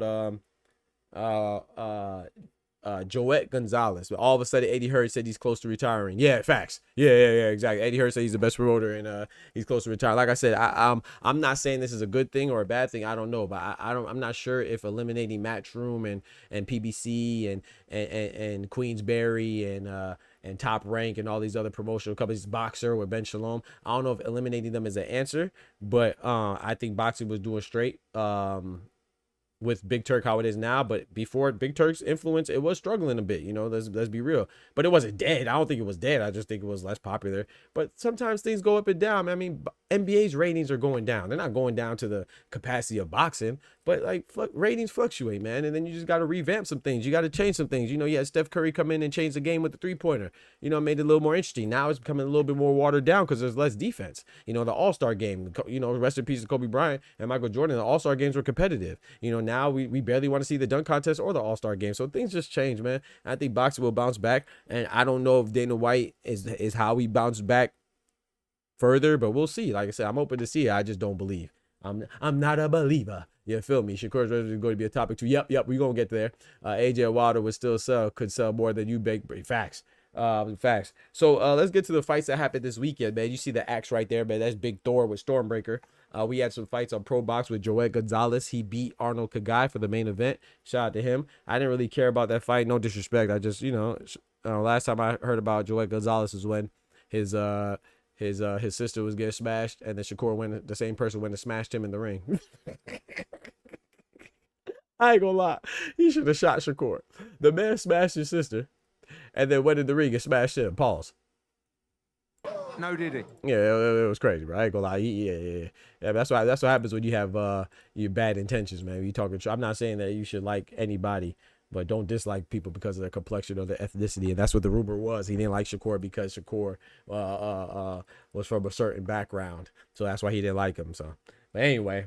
Joet Gonzalez, he beat Arnold Kagai, shout out to him. But what I cared about more so was the Axeman, Nicholas Axeman Walters. You know, the Jamaican badman. You feel me? So that's why I have Thor with the Stormbreaker, because at that time he was the Axeman. But if you look closely, what is that Thor? That's Fat Thor, right? That's Fat Thor, right? That's Old Thor. That's Soggy Body Thor, right? That's Endgame Thor. It's the end. And I think it's the same that's applicable to Nicholas Axeman Walters. I think this is the end, man. So for those of you that missed it, Nicholas Axeman Walters, he quit against Luis Torres. Yes, you heard me. He quit. He quit not just one time. He quit for the second time of his career. What? Yes, he quit, man. He quit against Lomachenko. Remember, Lomachenko was on Nicholas Walters' head top. And now he quit in the 3rd round after he was, you know, he wasn't even losing too badly, but, you know, he's 38, 39 years old, and he's a little older. He's fighting the young bully and Luis Torres, who's 23. And I thought Luis Torres was more game than probably Nicholas Walters anticipated. And I just think, you know, you're going to quit in the 3rd round. Maybe you should just retire, man. I think that, you know, it was a good career. I was looking forward to the Jamaican badman coming back, but it is what it is, man. So I think the Axeman, he should retire. Like I said, I had my family over, so I didn't hear what they were saying in the post fight. Maybe he did retire. I don't know if that's what y'all can tell me. I don't know. But he had a good career, in my opinion, man. You know, I never forget when his great fight against the Hall of Famer Filipino Flash, Nonito Donaire, stopped him. And then, but I also never forget in the 6th round when Lomachenko had him quitting on his stool, you know. And he just did it again. So, and it just made me think, like, you know, because Joseph Parker was talking about Daniel Dubois, saying that Daniel Dubois quit against Usyk and Joe Joyce and stuff like that. He said, oh, once he gets his feet under the fire, he'll quit again. You don't really get over that. I disagree with that, but, you know, Nicholas Walters just, I ain't gonna lie, that did remind me. I was like, dang, he quit before and then got a little tough and he quit again. But, you know, he's 39. You know, ain't no telling how much money he's making. Ain't no telling how much other endeavors or investments he has or other business endeavors that he has outside of boxing. You know, he lives in Panama, so ain't no telling what he got going on. So maybe it's not worth it to him. Maybe the money's not worth it. So shout out to Nicholas Axeman Walters if he does retire. You know, it was good. I was looking forward to him coming back, and you know, I'm looking forward to him calling it quits before he gets hurt. You know what I'm saying? So Shakur kept the beating in the house. Yeah, he kept the beating in the house. Facts. His sister still there. Kept the beating in the house. Facts. Kept the beating in the house. Yes, smash and pass in the house. But the thing I want to talk about. Hold on. Let me bring up my GTD change, chat. You know I gotta bring up my GTD change, man. I got to bring up my GTD change, chat. So, you know, so Nicholas Walters, right? Pull up my GTD chains. Nicholas Walters, you know what he did, chat? If y'all watched the fight before he retired in after the third round, he turned his back. And you know what didn't happen? Oscar, you know what didn't happen? I know you know, Oscar. But those of you that don't know, you know what didn't happen after he turned his back? He didn't get disqualified. Oh, that's crazy, right? Because I thought people said when you turn your back and you're Gervonta Tank Davis against Lamont Roach, that you're automatically supposed to be disqualified. Because we never seen a referee miss a call before until it happened to Gervonta Tank Davis. Now all of a sudden we're not accustomed to referees missing calls. I'm not saying that the call wasn't missed. It should have been called. That knee should have been called a knockdown. He should have been warned about going to his corner and turning his back. It should have been acknowledged, but that's not the fighter's fault, and it's not the first time it happened. So if you keep up with me now, in the last 2 weeks, we saw 2 infractions that happened in the Tank fight, happened in other fights, and it wasn't called, and nobody says anything about it. So where's everybody get mad at the referee because Nicholas Walters turned his back? I'm talking about his full back. Not even like a little back. He ain't showing a little shoulder, you know what I'm saying? He wasn't showing a little skin. He turned his full back and hung on and looked at the ropes, bro. And it wasn't called. It wasn't called off. And let's go back to a week before the Tank fight. Zhale Zhang. Zhale Zhang was dropped by Ajit Kabayel. The referee didn't start counting. He missed the drop. And he let Zhang continue. Where's everybody mad at him? Why ain't anybody mad at Zhang or mad at Nicholas Walters? So the fighters fight, the judges judge, the referees ref, man. I'm not saying it's right, but these are the same missed calls that are seen in other in other boxing events. It's just that people don't watch boxing. So when they see it for the Tank fight, because Tank is a huge star, they're going to notice it then and think that, oh, this is unheard of. This is unprecedented. No, it is wrong. It should have been called. But if you watch boxing, these type of infractions and missed calls happen all the time. It's like watching a basketball game and LeBron James travels or he fouls somebody, he doesn't call it on himself, and you get mad at LeBron. No, you get mad at the ref. There's missed calls all the time. It's called human error. I'm not saying that it should be encouraged, but it should be anticipated. It should be expected. These people aren't human. They don't have he's not watching it in replay at freaking 5 frames per second like we get to watch it sometimes. They're watching it in real time, so they're going to miss some calls, man. So I'm just tired of these stupid-ass boxing fans that think that, oh, you know, that's never happened before. Absolutely it happens before, you goofball. So like I said, in the last 2, this is just from us watching boxing on Pro Box and on Riyadh season. And then even Paulie Malignaggi's goofy behind gonna say, oh, well, you know, he turned his back and because I was so glad that I don't even think Chris Algieri did this on purpose, but intentionally. He said, oh yeah, it was similar to the Tank fight, right, Paulie? And Paulie was like, yeah, well, at least he got a count or something like that. He said, at least the ref acknowledged it or something. He said something like that because Paulie Malignaggi was one of the guys that was screaming about, oh, this never happened before. What happened in the Tank fight? And it happened on his bro. You see, bro, God is good, chat. God don't like ugly.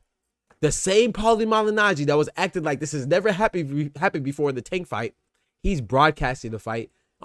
He's commentating the fight on his broadcast that he works on, and a similar thing happens. You can't write this in the script, bro. It's just too good to write. That's divine intervention. It just shows you when you ugly, bro. He ugly. He was an ugly son of a, you know what I'm talking about? He ugly, bro. On his broadcast where he said something never happens and the referee's so bad, how come he didn't talk with so much fervor as he did before and be so dismissive and so demonstrative when it comes to his referee on his broadcast? I'm telling you, bro, God don't like ugly, bro. But people don't be paying attention, bro. Who owns Gary something? I don't remember his name. Gary something. His first name Gary, last name something. You feel me, Tay? Yo, Joker, what's good, my brother? He said it's like James Harden falling his damn self. Exactly, get mad at the ref caller. Right. Oh wait, that did happen. Shut up. Right, let's turn this back against Gary. Come on, Tay. Like I said, I'm not saying these things are right. Don't get me wrong.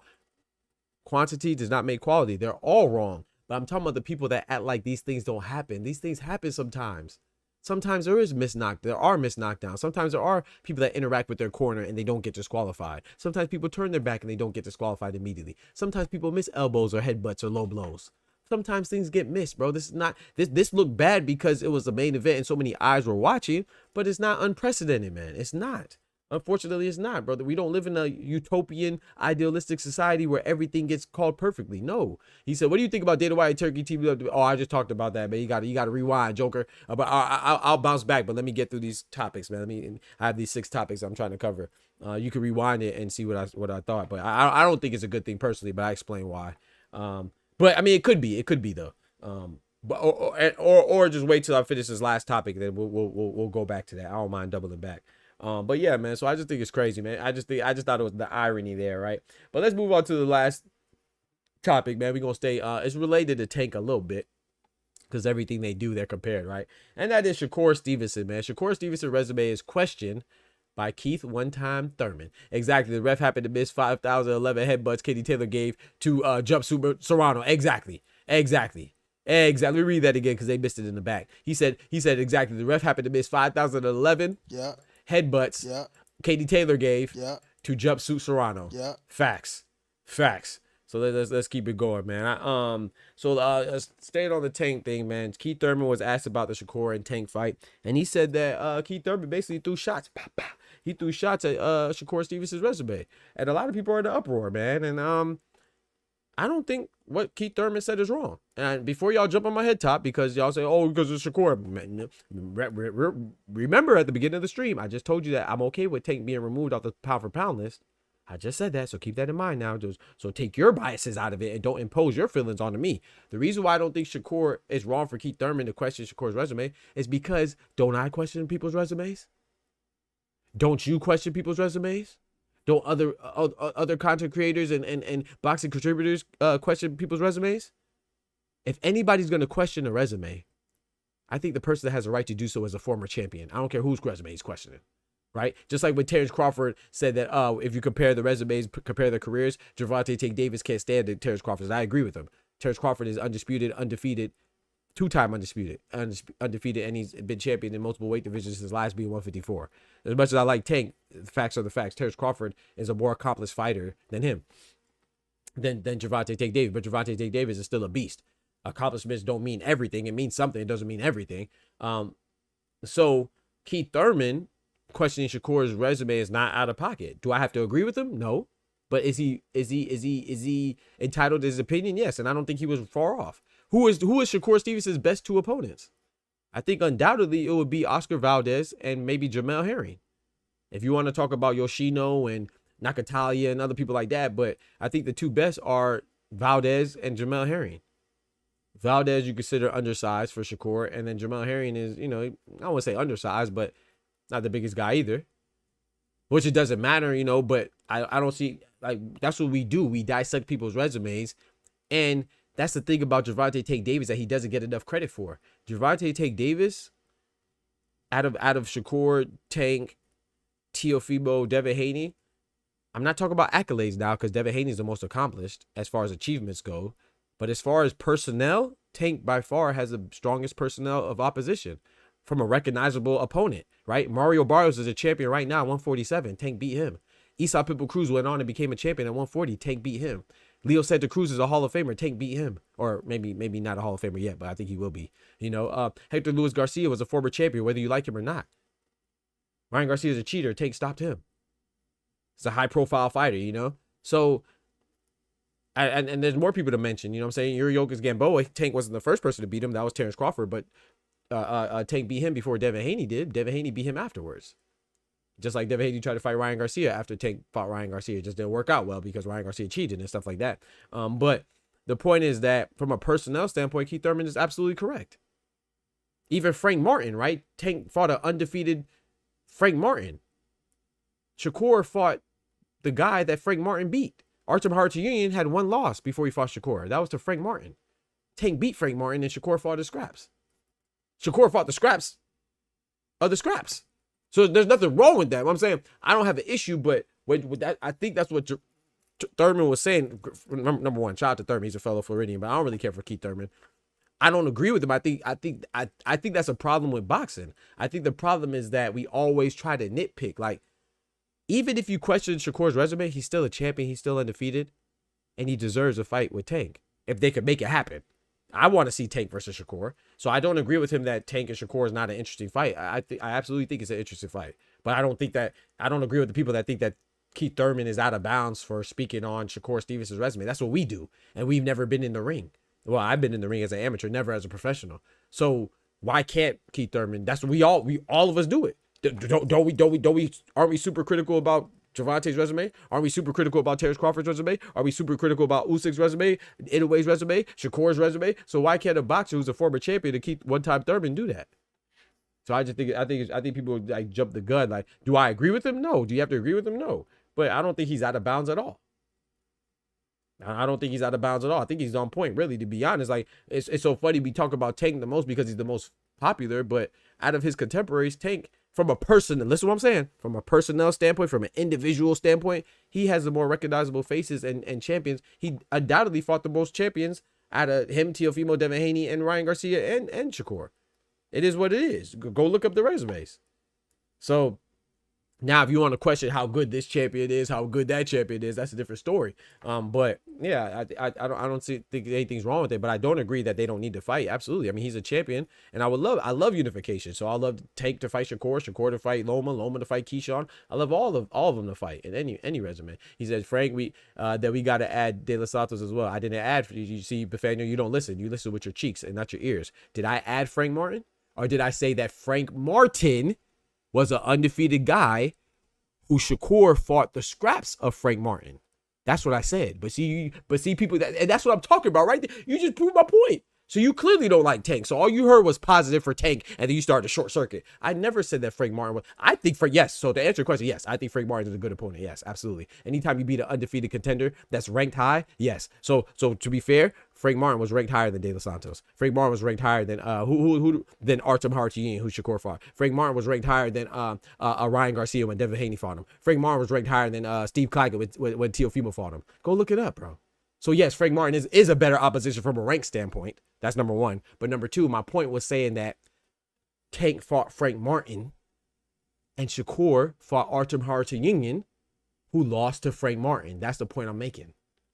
So when Keith Thurman says that his resume from a personnel standpoint is not that good, I understand what he's saying, because we also look at Tank's resume and we say that's not that good. So if Tank's is not that good, then you could argue that Shakur's is not that good. If Shakur's not that good, you could argue that outside of the accomplishments and the achievements and the accolades, Devin Haney's is not that good. Devin Haney's was good because he beat Lomachenko, of course, and he got undisputed. But let's be real, Lomachenko didn't want to fight Shakur, and he didn't want to fight Gervonta Davis. But he wanted to fight Devin Haney, you know, so you can't really help that.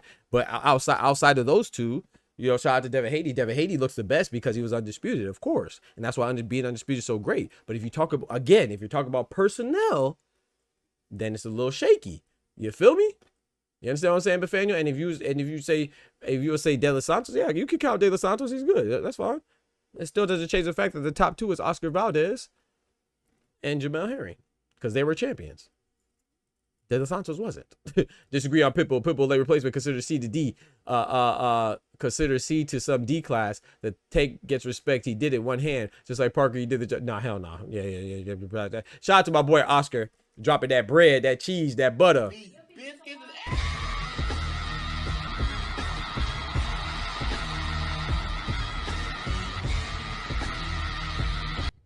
Okay, now I'm gonna need some help on this one. Oscar said he disagrees on Pitbull.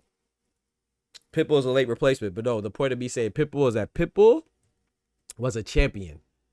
Late replacement or not, Pitbull went on and became a champion in his very next fight against Rolly Romero. That's the point. He went on and became a champion after he lost to Tank. That's number one. Number two, you compared it, a late replacement, to Joseph Parker. Pitbull wasn't that late of a replacement, number one. Number two, correct me if I'm wrong. This is where I need y'all help, because my recollection could be messed up, right? Was it Pitbull? Didn't Pitbull have a fight that he was preparing for? So it's a difference when you have a late replacement in 2 days for Bacoli, who was not prepared to fight at all, and you have a late replacement like Sebastian Fedora, who was on the undercard. Sebastian Fedora was a late replacement for for Keith Thurman, when Sebastian Fedora was a late replacement to fight Tim Tszyu because Keith Thurman pulled out. But Sebastian Fedora was in fighting shape because he was on the card. Correct me if I'm wrong now. I believe, I could be wrong. Like I said, my recollection could be wrong. I have to go look this up. But I firmly believe, like I would take a bet that Esau Pitbull Cruz was preparing to fight, but he was a late replacement for Gervonta Davis. Those are two different things. Being late replacement because you ain't fight in 8 months and you hop it off the couch and your trainer is in Scotland and you're yourself in Congo, in the Democratic Republic of Congo. That's different than being prepared to fight and you just have to fight somebody else. Bacoli wasn't fighting nobody. That's a big difference. So don't you dare compare Tank beating Esau People Cruz to Joseph Parker beating Bacoli. Stop it. Stop. Hold on. No, I gotta toss you for that. No. Oscar, you trolling. I gotta toss you for that one. Hold on. You lucky you're by. I gotta throw you out for that one. Yeah, get him out of here, Trey. He just tried that. He just tried that. Smoochie in the building. What's good? I say Barrios takes best win in my opinion. I agree with that, Buffet. I mean, I date Barrios, right? I date Barrios. I did. The only reason why I brought up that Frank Martin is because of that situation. But I mean, but like I said, I don't think De Los Santos is a bad win. The De Los Santos is a bad win because of how it played out, not because he was a bad opponent, but because of how it transpired in the ring. De Los Santos was a good opponent too. Pitbull was a C-class fighter. Fighter versus fighters with any sort of slickness, skills for information that ain't Rolly. Yeah, but once again, you're nitpicking, right? It doesn't matter. He's a champion, right? I mean, did Denise Baranchik beat everybody? The guy that Keyshawn Davis just beat? No, but he was a champion. Who cares? I didn't say that Esau Pitbull Cruz is some undefeated, a monstrous, colossal sized Hall of Famer. I said he was a champion. Everything you just said, he still became a champion. That's it. But you just can't take that because it hurts you that is the truth and is giving any type of compliment to Tank. That's why it hurts. I know that thing stang in it. That thing stang. I know that thing hot, daddy. I know, bro. But it's okay. It's okay, bro. The facts are the facts, man. You feel me? It's just like when Floyd beats Canelo, it looks better because Canelo goes on and accomplishes a lot of things. Doesn't mean that, it is what it is. Canelo, now he's a dog now. That's a great win. But even with Canelo, I think that Jaime Munguia was going to age well. It didn't because he got knocked out by Bruno Sarash. But there's some times that you fight certain fighters and it's just because you beat them, it's more indicative of you being good than it is of them not being good. It just shows that you're good and that they're not bad. It's just that you're better. So when Esau Pitbull Cruz goes on and beats Rolly Romero, you could say, oh yeah, Rolly Romero's not that good. Rolly Romero was in a position to fight for a championship and have a belt. And Rolly Romero only had one loss, and that was to Tank at that point. And the reason why people are questioning Esau Pitbull Cruz right now is because of what we saw in hindsight. What they say about hindsight. Hindsight's 2020. A lot of y'all, myself included, had Pitbull beating Rayo. That's why Pitbull was a favorite. So don't act like Pitbull just trash now because he lost to Rayo, a guy that more than likely, you had him beating. More than likely, how many people in this chat? 90% of the people in this chat had Pitbull beating Rayo. So let's not act. Don't make it seem like, oh, you just knew Pitbull was going to lose. Stop it, bro. Stop it. A lot of you same people think that Pitbull beat Tank. Freak out of here. Shout out to Chloe, man. Dropping that bread, that cheese, that butter. These biscuits.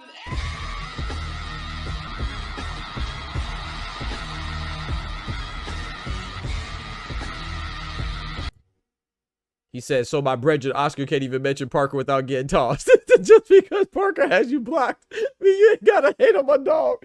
Nah, bro, I'm not hating on Parker. I ain't tossed my boy Oscar. You know that was just a metaphorical toss, man.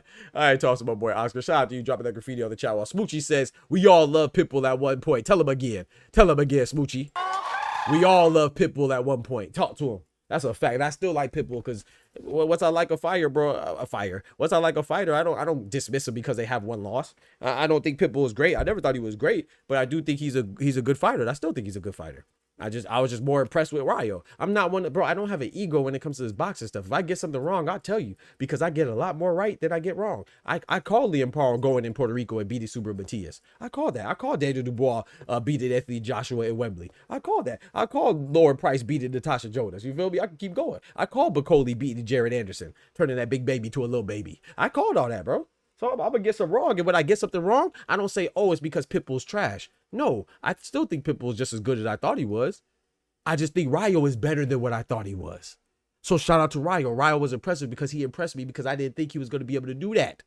So I give Rayo the credit. When you say that a fighter is good and you pick a fighter over another fighter and then they lose that fighter, you say they got exposed. By default, you are throwing shade at the fighter and not giving them their credit. I give all the fighters their respect because they're throwing punches and getting punched on. But it's people tie their ego up into something that's whimsical and it's something that's meaningless as picking the correct fighter. Because a lot of people be insecure. If your self-worth and value is tied to you picking a correct boxing match, picking a boxing match correctly, then I mean, you got to go do something. Hey, shout out to my boy Kendrick. I want to hear Kendrick's opinion on the Shakur thing. But yeah, like I was saying, Keith Thurman, like I said, I don't necessarily agree with him. But I do think he has a point. Like, I mean, a lot of these fighters, you know, like the guy did earlier. Shout out to him. I'm not picking on anybody, but like when the guy was so quick to say Terrence Bud Crawford has a win that didn't age well. A lot of fighters have wins that don't age well. It's actually a rarity for a fighter to beat another fighter and then that fighter go on and accomplish things afterwards. That's why I'm saying that whether you like Pitbull or not, whether you like Mario Barrios or not, whether you like whoever, Frank the Ghost Martin, if he bounces back or not, that's still impressive that Tank beat somebody that didn't just fall apart when they lost to him.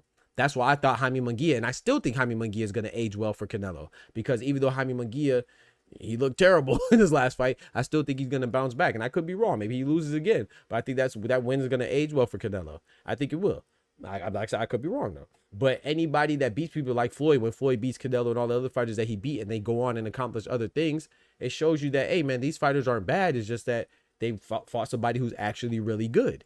And we got to salute that, man. It's not just if Artem Harutyunyan after Shakur, if Josh Padley goes on and does something, I'm going to give Shakur more credit. I already give him credit for being Josh Padley. I think Josh Padley's pretty good. You know, like I said, he derailed Mark Thunder Chamberlain. You know, Mark Thunder Chamberlain was supposed to get that title shot against Denise Berinchek, but Joshua Padley beat Mark Thunder Chamberlain. And then that's how Keyshawn Davis ended up getting the title shot against Berinchek. But that was originally supposed to be Mark Thunder Chamberlain's belt or opportunity to get a belt. You know, so it is what it is. He said, "Take fans dumb as hell." Yeah, a lot of fans are dumb as hell. I ain't gonna lie, you're right about that. A lot of fans are dumb as hell, including you. A lot of Jai Pataya has dumb fans. You know, it's so crazy that I kind of a lot of time I'm not saying that you're dumb, you know, but I'm saying that if Tank fans are dumb, Naoya Inoue fans are dumb too. Jai Pataya fans are dumb too. Shakur Stevenson fans are dumb too. It always amazes me how people will say, "Oh yeah, well Tank fans are the worst." No, Ryan Garcia has pretty bad fans too. Devin Haney has pretty bad fans too. It's just that you, in human nature, you go to places that Tank fans congregate, and then you complain about Tank fans. You go to places where David Haney fans are, and then you complain about David Haney fans. You go to places where Shakur Stevenson fans are, and then you complain about Shakur Stevenson fans. You go to places where Naoya Inoue or Clarissa Shields fans are, and then you complain about their fans. The reason why I could tell you that all these fans are bad is because I actually talk about boxing. I don't just talk about a boxer. So I have content about Jai Pataya. I have content about Amanda Serrano. I have content about Gabriela Fondora. I have content about Alexander Usyk, Dmitry Bivol. And if you look, there's some Beterbiev fans that are straight obnoxious. If I make a video about Bivol, Beterbiev fans get obnoxious. If I make a video about Beterbiev, Bivol fans get obnoxious. I just made a video about Gilberto Zurdo Ramirez. To me, from my standpoint, and recently, Jai Pataya has the worst fans. You wouldn't know that though, because you're just worried about Tank. So you are part of the problem that you complain about. It's just so crazy. Like people come in and they'll say, "Oh, Tank fans are the worst." They'll say it so definitively, like everybody doesn't have bad fans. Caitlin Clark has some obnoxious fans. So does Angel Reese. So does LeBron. So does Steph. So does Jordan. There's some idiots that still think Ryan Garcia didn't have any PEDs in the system. Are those not the worst fans? They are ignoring facts. They're trying to manipulate facts to make their to control the narrative and make their position, make them feel better in their stupid behind position. Are those not dumb fans? So it's not just isolated to Tank. It's just that you like to put yourself in places where Tank fans congregate because you like to be combative. That's a personality trait.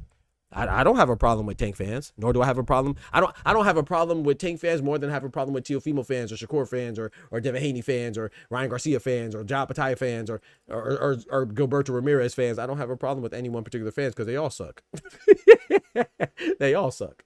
You feel me? I'm not talking about the ones that are fans of the sport and they also like a fighter. I'm talking about the ones that are obnoxious and they think that their fighter is infallible. So all the fans are stupid, to be honest. And I mean, I made a video about Devin Haney and people call me a Ryan Garcia fan. I made a video about Ryan Garcia. They call me a Devin Haney fan. I make a video about Tank. They call me a Shakur fan. I made a video about Shakur the other day. People call me a Tank fan. So it's like that's how I know I'm doing good, because I get accused of being everybody's fan, and I be accused of being a hater of everybody and a groupie of everybody. So that's how I know I'm straight up the middle, and I'm gonna keep calling it like I see it. And shout out to those that rock with your boy. You know, there's a lot of obnoxious fans out there. Hell, what's the name? Amanda Serrano got some obnoxious fans too. Just like Clarissa Shields got some obnoxious fans too. And so it just matters where you're at. To me, the worst fans though are probably Ja Bataya's fans. I'm gonna be honest. I can't say one thing about another cruiserweight. Bro, I made a video the other day. I said Gilberto Ramirez is not ducking and he's fighting his mandatory. And in the same video, I said Ja Bataya is not ducking Zerto either. He's gonna probably fight. He had to fight his mandatory, and Hussein Sakara, who sustained an injury, and then he fought David Naika. And the guy, people like, there's like 3 or 4, 5 people, you know, because our channel's not big yet, not that big yet. They're like, oh, Ja Bataya's a beast. He'll smack Zerto. You're stupid if you think otherwise, bitch. I didn't say otherwise. Bro, it's just crazy. You can't say nothing, bro. People act like they're related. Like these people are akin to them. And I didn't even say nothing bad about Ja Bataya. You don't even have to say anything bad. If you mention Ja Bataya and you don't say that he's the best thing since he's a Jesus down under. If you mention Ja Bataya and don't say that he's a Jesus down under, then people are gonna act like you're disrespecting him. A lot of people have bad fans, man. If you're just familiar with one set of bad fans, it's because that's where you choose to hang out. You choose to hang out in a place where these fans congregate because you like the drama. Nah, Tank is the biggest, so he has the most casual fans. That still has nothing to do with you being anywhere. You feel me, Iconic? Like, what does that have to do with anything? Like, yes, of course he has the most fans. I mean, Canelo has is a bigger star too, right? So you could say that Canelo has the worst fans or the most casual fans, but it still matters where you are. I can go places where, you know, I'm a Canelo fan, you know, well, I don't like to say that because that people, I'm not like ridiculous. Like but I like Canelo and Tank are my 2 favorite fighters, and Junto Nakatani. Those are my 3 favorite fighters right now. I'm a fan of the sport first though. So I do agree with you. Yes, quantity does matter, but if you're not over there, like I don't get overwhelmed by. The only time I get overwhelmed or like where I find certain fans exhausting is when I make a video. If I make a video about somebody and then their fans will come flooding. So no, anyway, fans are very obnoxious as well. I mean, go look at my video. I would argue that Tank has some fans too that are obnoxious too. I remember when I was talking about I can't remember what I was talking about, but anyway, like they will attack you. So you're right, Tank fans are bad too, but every fans are bad. That's my point. Shakur beat Jamil after he beat Lamont. Chronological order of these events matter. Let me put on my GTD chain. Yes, sir. Let me put on my GTD chain. But yeah. I mean, all the fans are bad. It's not just one. So you could say they have the most. I disagree with that. Go look at that post that they just put on Twitter about Tank being out of the pound for pound rankings. There wasn't a lot of people in support of Tank on there. So it just matters what you see. You see what you want to see. So if you're coming from a position where you don't like Tank, then of course people that like Tank, their comments are gonna jump out at you, you know. And if you like Shakur or you like Ryan Garcia or you like Devin Haney or you like whoever you like, then the people's comments that are in agreement with you, you're not gonna gravitate towards them because they already agree with you. People want to combat. People want to be combative. You know what I'm saying? So, but no, as a whole, in my experience, Naoya Inoue, Ja Bataya, and Tank has some crazy fans too. Yeah, they definitely have some crazy. I'm not saying Tank's fans aren't crazy, but I don't think they're any more crazy than anybody else's fans. I mean, I just think people say that because it sounds good. I see people say that because it sounds good. But yeah, man. So Thurman has a fight against Brock Jarvis in Australia on Wednesday. Good Lord willing. You know, and it's gonna be on pay-per-view, but I don't know if it's on pay-per-view everywhere or just in Australia. I don't even know if we're going to be able to access it legally in the US.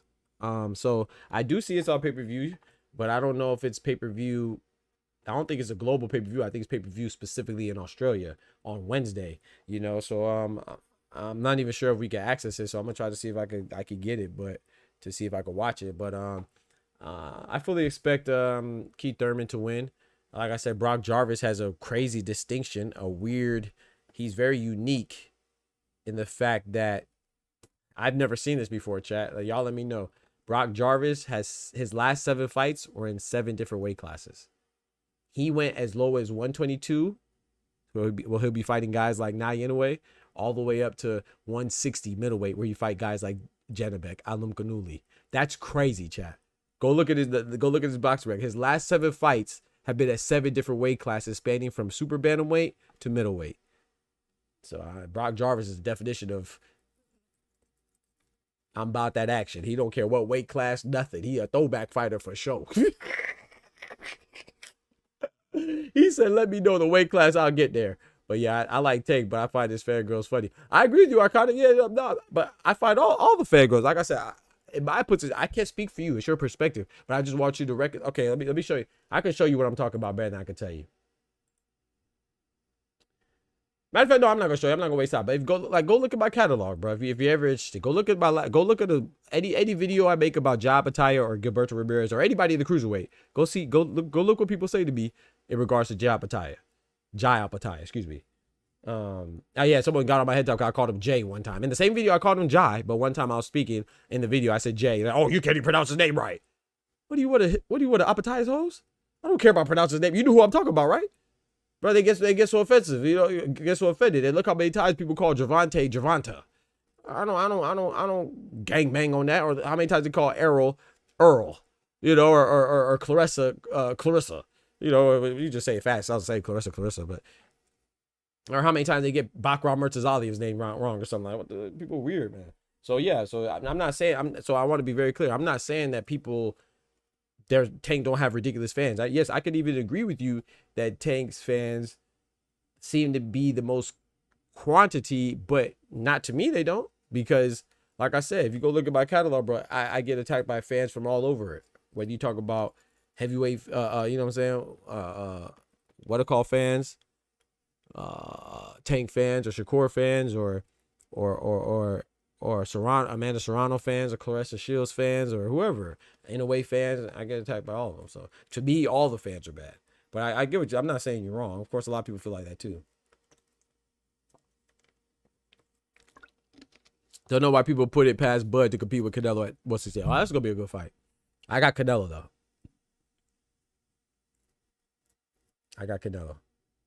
Shout out to my boy Iconic though. You're right though. So yeah, that was it for the NTB segment, man. We got all the topics out the way, so we could just talk. Yeah.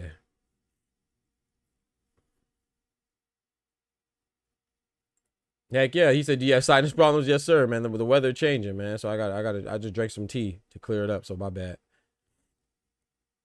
I'm stuffed up right now. Excuse me. Wow, you got a recommendation for a tonic, or are you just talking shit? Let me know so I can know how to approach you, Anthony. Let me know. You know, I'm good with the trash talk. So you let me know what you're trying to do. Are you about to recommend homeopathic remedy? Bivol allows 13.8. Shakur allows 30.7. The next lowest is Loma at 18.4. I got Keith Thurman stopping him under 3. Yeah, I got Keith Thurman winning, but I don't know, man. Keith Thurman shot to Canelo. He said Keith Thurman is locked in. Keith Thurman is locked in. My guy, Oscar in the building. What's good, bro? What's up? What's happening? What happening, Captain? Not much, man. I hear you're boogered though. I know, bro. I'm trying not to be. Don't you put that on me, Ricky Bobby. I'm not trying to be sick. I just drank some tea this morning, so hopefully it'll be good. I drink me some peppermint tea and orange blossom tea. Come on, man. Tea don't fix shit. You need rum or whiskey. That's correct. Either or. That's crazy, bro. He said Brock Lesnar. I'm telling you, Brock Jarvis. He might as well fight Brock Lesnar. But what's up, man? Nothing much, man. Great points. Great points you made today. Thank you, brother. I appreciate it, man. Thank you, sir. I appreciate that. Means a lot. No, I disagree with the Pitbull one still a little bit. Not a whole lot. There's not like what would you think? All the other ones I can't really. Now tell me about the Pitbull one, man. You know I like to hear your thoughts, man. Yeah, tell me about the Pitbull. And you're talking about Pitbull in regards to him being a good win for Tank, right? Yes. Okay. Not a good win, because at the end of the day, it is a good win. I just feel people sometimes talk about it like if it was on even grounds, like, oh yeah, Tank beat Pitbull. Yeah, it's a late replacement though. True. True. Like it's like you know what I'm saying? Like I'm not saying that Pitbull's a bad win. I see what you're saying. You're It's just just saying that like you wish you would have had a full training camp dedicated to Gervonta. yes, Right. because then you could have given full credit, and I just Right. feel people give full credit though they were both handicapped now. Right. But you always say the crown goes to the top tallest guy, so all the criticism goes to him too. Right. Right. That's a good point though. That's a fair point. I'm not mad at that, Yeah, man. but what's up with Paulie, man? What's up with Paulie? I think he's tripping, bro. He's tripping. Man, you got to tell me I gave up on Paulie. I gave up trying to make sense of Paulie. He's using this Tank situation with Roach to excuse all his losses now. Yep. Oh yeah. Oh yeah. I He's still like, didn't this finish is watching that typical. video that you dropped for me too. I need to go check it out. But go ahead. Sorry, I didn't mean to cut you off. He's like this is typical A-side stuff. It don't even matter if you're the champ or not. Because if it was champ, I shouldn't have lost to Adrian Broner. I'm like, nah, bro, you got whooped. But it just shows you the extent that people go because they don't like somebody. And I think that to me that's just so unbecoming of a analyst of his stature and his he should have some type of he has a responsibility to me to have some integrity when it comes to boxing analysis, bro. And like I'm not saying we all have our opinion, we're all human, but like how can you take him seriously when he's talking about Canelo or Gervonta? Like he just jumps out the window. His losses should be excused because of what happened with Tank. So like I said, it's so beautiful that when Nicholas Walters turned his back and it didn't get called right when he was commentating, and then Chris Algieri gave it right to him, and he sounded like a dummy. He's fumbling over his words and stuff like that. Well, at least something got called though. At least something got called. You know, he'd be talking all hysterically and stuff, high pitched voice. Over here we give him a break. Well, Yeah. And then like, you know what pissed me off though about that is that just like a couple hours earlier they drop a video with him and that ball guy. That ball guy pissed me off, man. Yeah, the former UFC fighter, or I don't know if it's UFC, but he did MMA. I know you're talking about Jimmy Smith, I think his name. Yeah, that guy pissed me off. Yeah. Anyway, he don't know what he's talking about either. He'd be like, what the hell did he say? Well, they pissed me off anyways because they were like, they were saying like, oh yeah, they turned his back and all this and that, and they didn't stop it. But then the Axeman does it, and they're like, well, they give him champion's chance. Yep. What? Exactly. Contradictory right in front of your face. Like that's why I was like, man, I just looked up. I was like, man, God has a sense of humor, bro. God has a sense of humor, bro. Like you were just talking so much trash, and then on your very next broadcast, a similar thing happens, and the referee misses it and doesn't disqualify them. What are you gonna say now? A lot of people aren't gonna notice it because you know it's not a high caliber fight. You know who's looking at Axeman Walters versus Luis Torres, but you know, but if you know, you know. They just look very hypocritical. It's like you have no credibility, bro. You have no credibility. Every time I listen to them, it's like, shut up. Yeah, shut up, to you. dude. I can't even listen to them. That's the only time I listen to them is when they're posting a fight and I'm watching. I do like what their president said though. What's that? What they say? Their president was like, I wish Roach just takes the rematch. I don't want him to go follow this lawsuit rather than, you know what I mean? Like instead of going for the lawsuit, just have the rematch. Yeah. Yeah, that's his name. Gary Jonas. That's his name. It just came to me now. I mean, it was Gary something. Yeah, Gary Jonas. Yeah. I mean, I don't mind appealing it. Like I said, I never mind appealing it. But I would rather the rematch. Like I mean, if you could do both, hell. Hell yeah. But I get it. I get some people that don't like it. You know, because I mean, it is fighting, so it is gonna come with the stigma. Of like these guys are supposed to be tough warriors and you don't go to the court, but I don't see it as that. I see it as, to me, now correct me if I'm wrong, Oscar. I think the public obviously would disagree with me, but like, how do you think? Like, what to me when you appeal it, it's like, what's the difference between challenging the call during the game? I mean, granted, it's after the game, I get it, but like, what's the difference of reviewing or asking somebody to review what happened during the fight? You know, you're not trying to discredit somebody or take away somebody's I don't know. You're not asking to like sue somebody. Like, I mean, like I said, I don't know. I don't get what code they're trying to apply there. You're just trying to make sure the right call is called. They have challenges in tennis. They have challenges in soccer. They have challenges in NBA. No, in soccer, no. Nah, they don't have challenges. No. No, once the game's over, it's over. Oh no, I'm not talking about when it's over. I'm talking about during the play, during the game. Get the No. Oh, damn. They got VAR to where it's like they just make sure that's the right call. You know what I mean?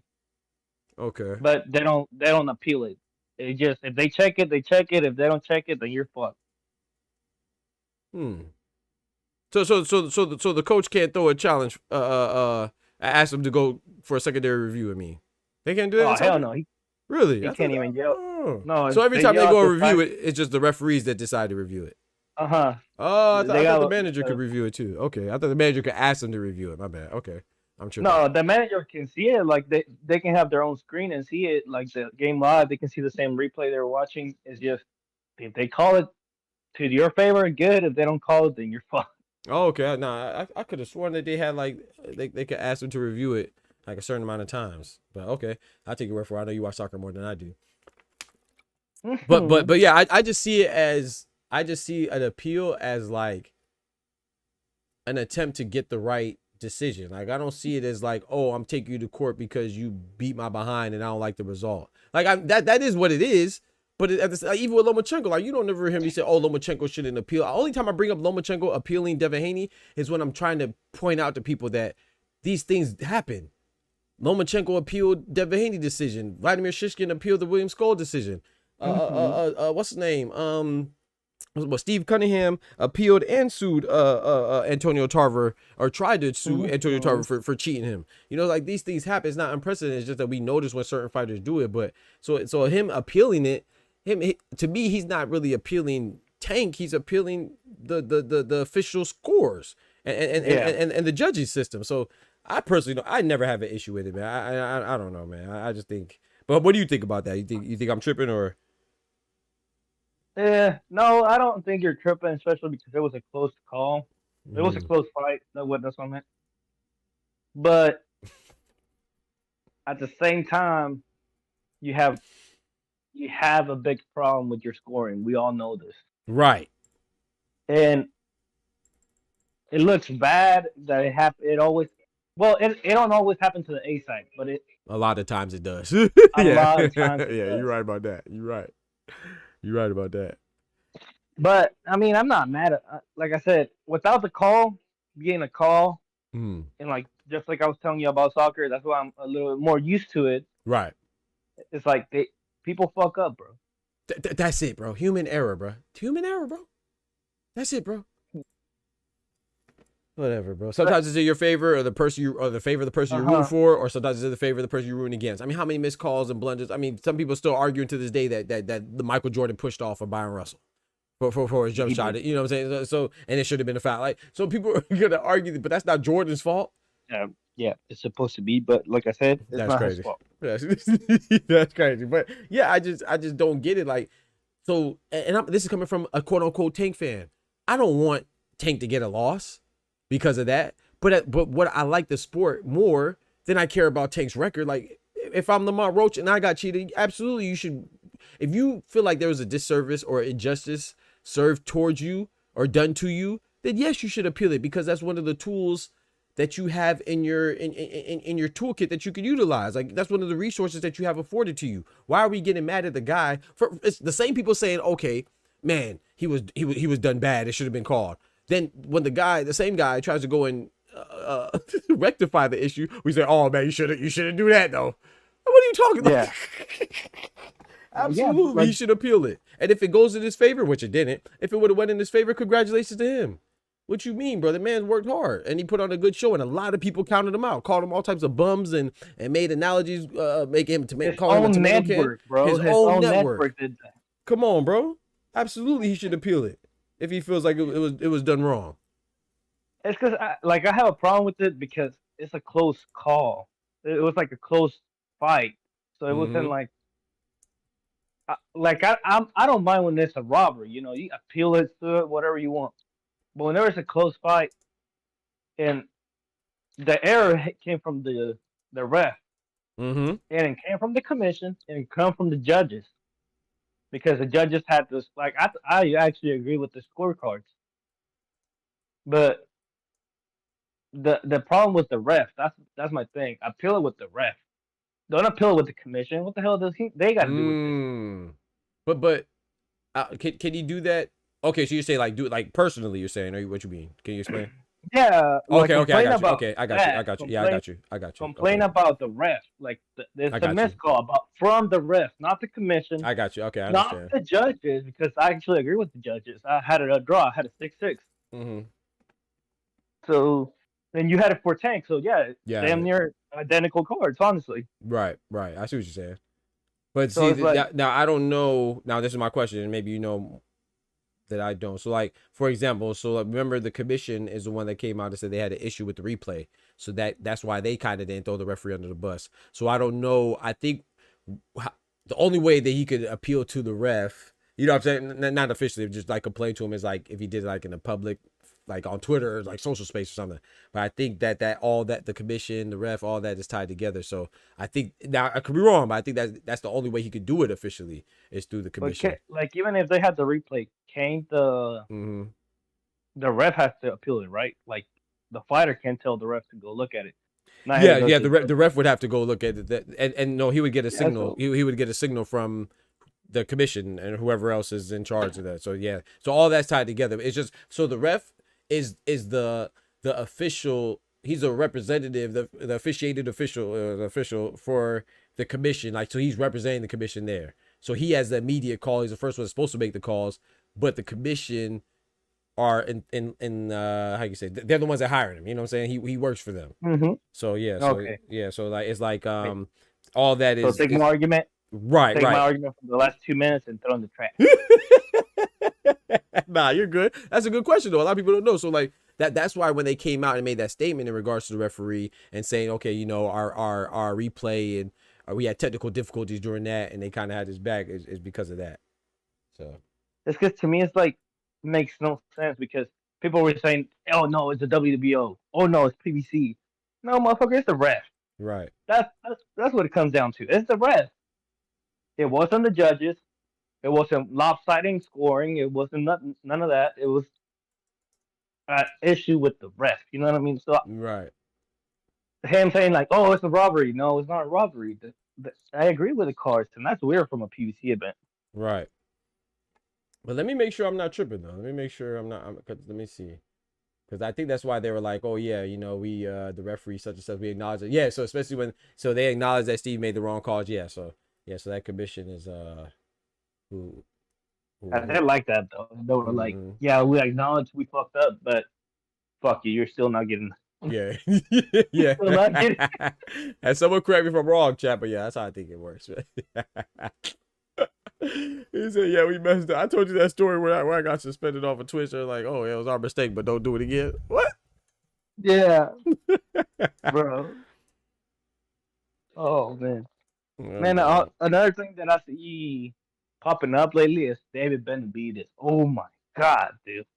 Yeah. Oh yeah. I'm about tired of that subject. Yeah. Oh yeah. Yeah. Because Me too.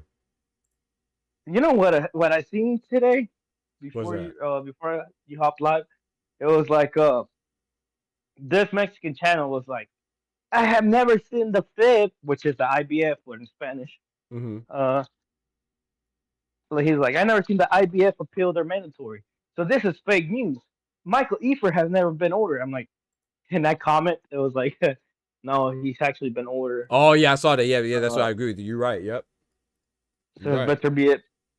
I said that I put that in Spanish because Mexican channel, and I got blocked. That's crazy. You got blocked. That's great. Okay, so I said that wrong. According to this, it's a commission. So what you said is right. Then you complain to the commission. But I'm kind of confused by that because then I thought what you said makes sense. So yeah, I thought that's what. Let me see. I'm gonna look more into that. We're gonna talk about it. It says the referee is responsible for assuring supervised athletic commission. Okay, so it says in accordance with the rules and regulations of the supervised athletic. Okay, so yeah, so it'll be the WBA here. The referee. Yeah, so it would be the WBA commission. They pick the refs and the judges. So the WBA, right? Or, right. So it is a commission. Okay, it is a commission, not the. Hold on. I'm not sure if it's now. I'm not sure if it's a WBA because it just says commission. So I'm not sure if it's a New York. If it's a state athletic. I think it's a. I think no.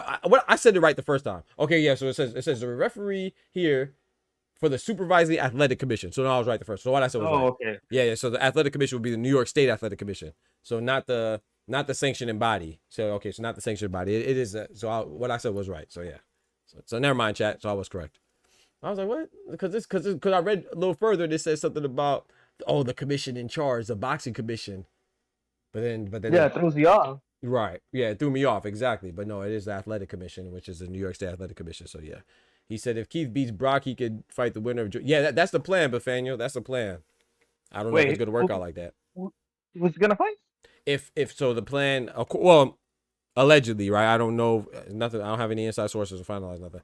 But allegedly, I've been reading from seeing some interviews of Keith Thurman and some talk with Tim Tszyu, is that the winner, if Keith Thurman beats Brock Jarvis and then Tim Tszyu beats Joey Spencer, then Keith Thurman and Tim Tszyu will have their fight that they were supposed to have before the infamous elbow cut from Sebastian Fedora.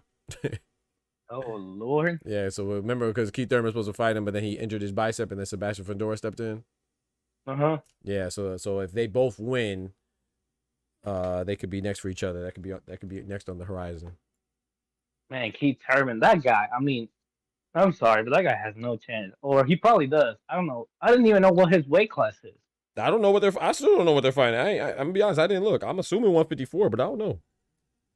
I don't know if he's weight bullying little people or like. He's definitely weight bullying. He's just coming in fat, or he's just coming in fat for the big people. Like, you know what I'm saying?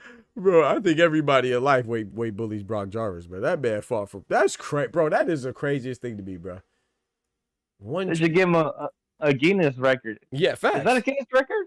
It gotta be. Your last 7 fights, 7 different weight classes.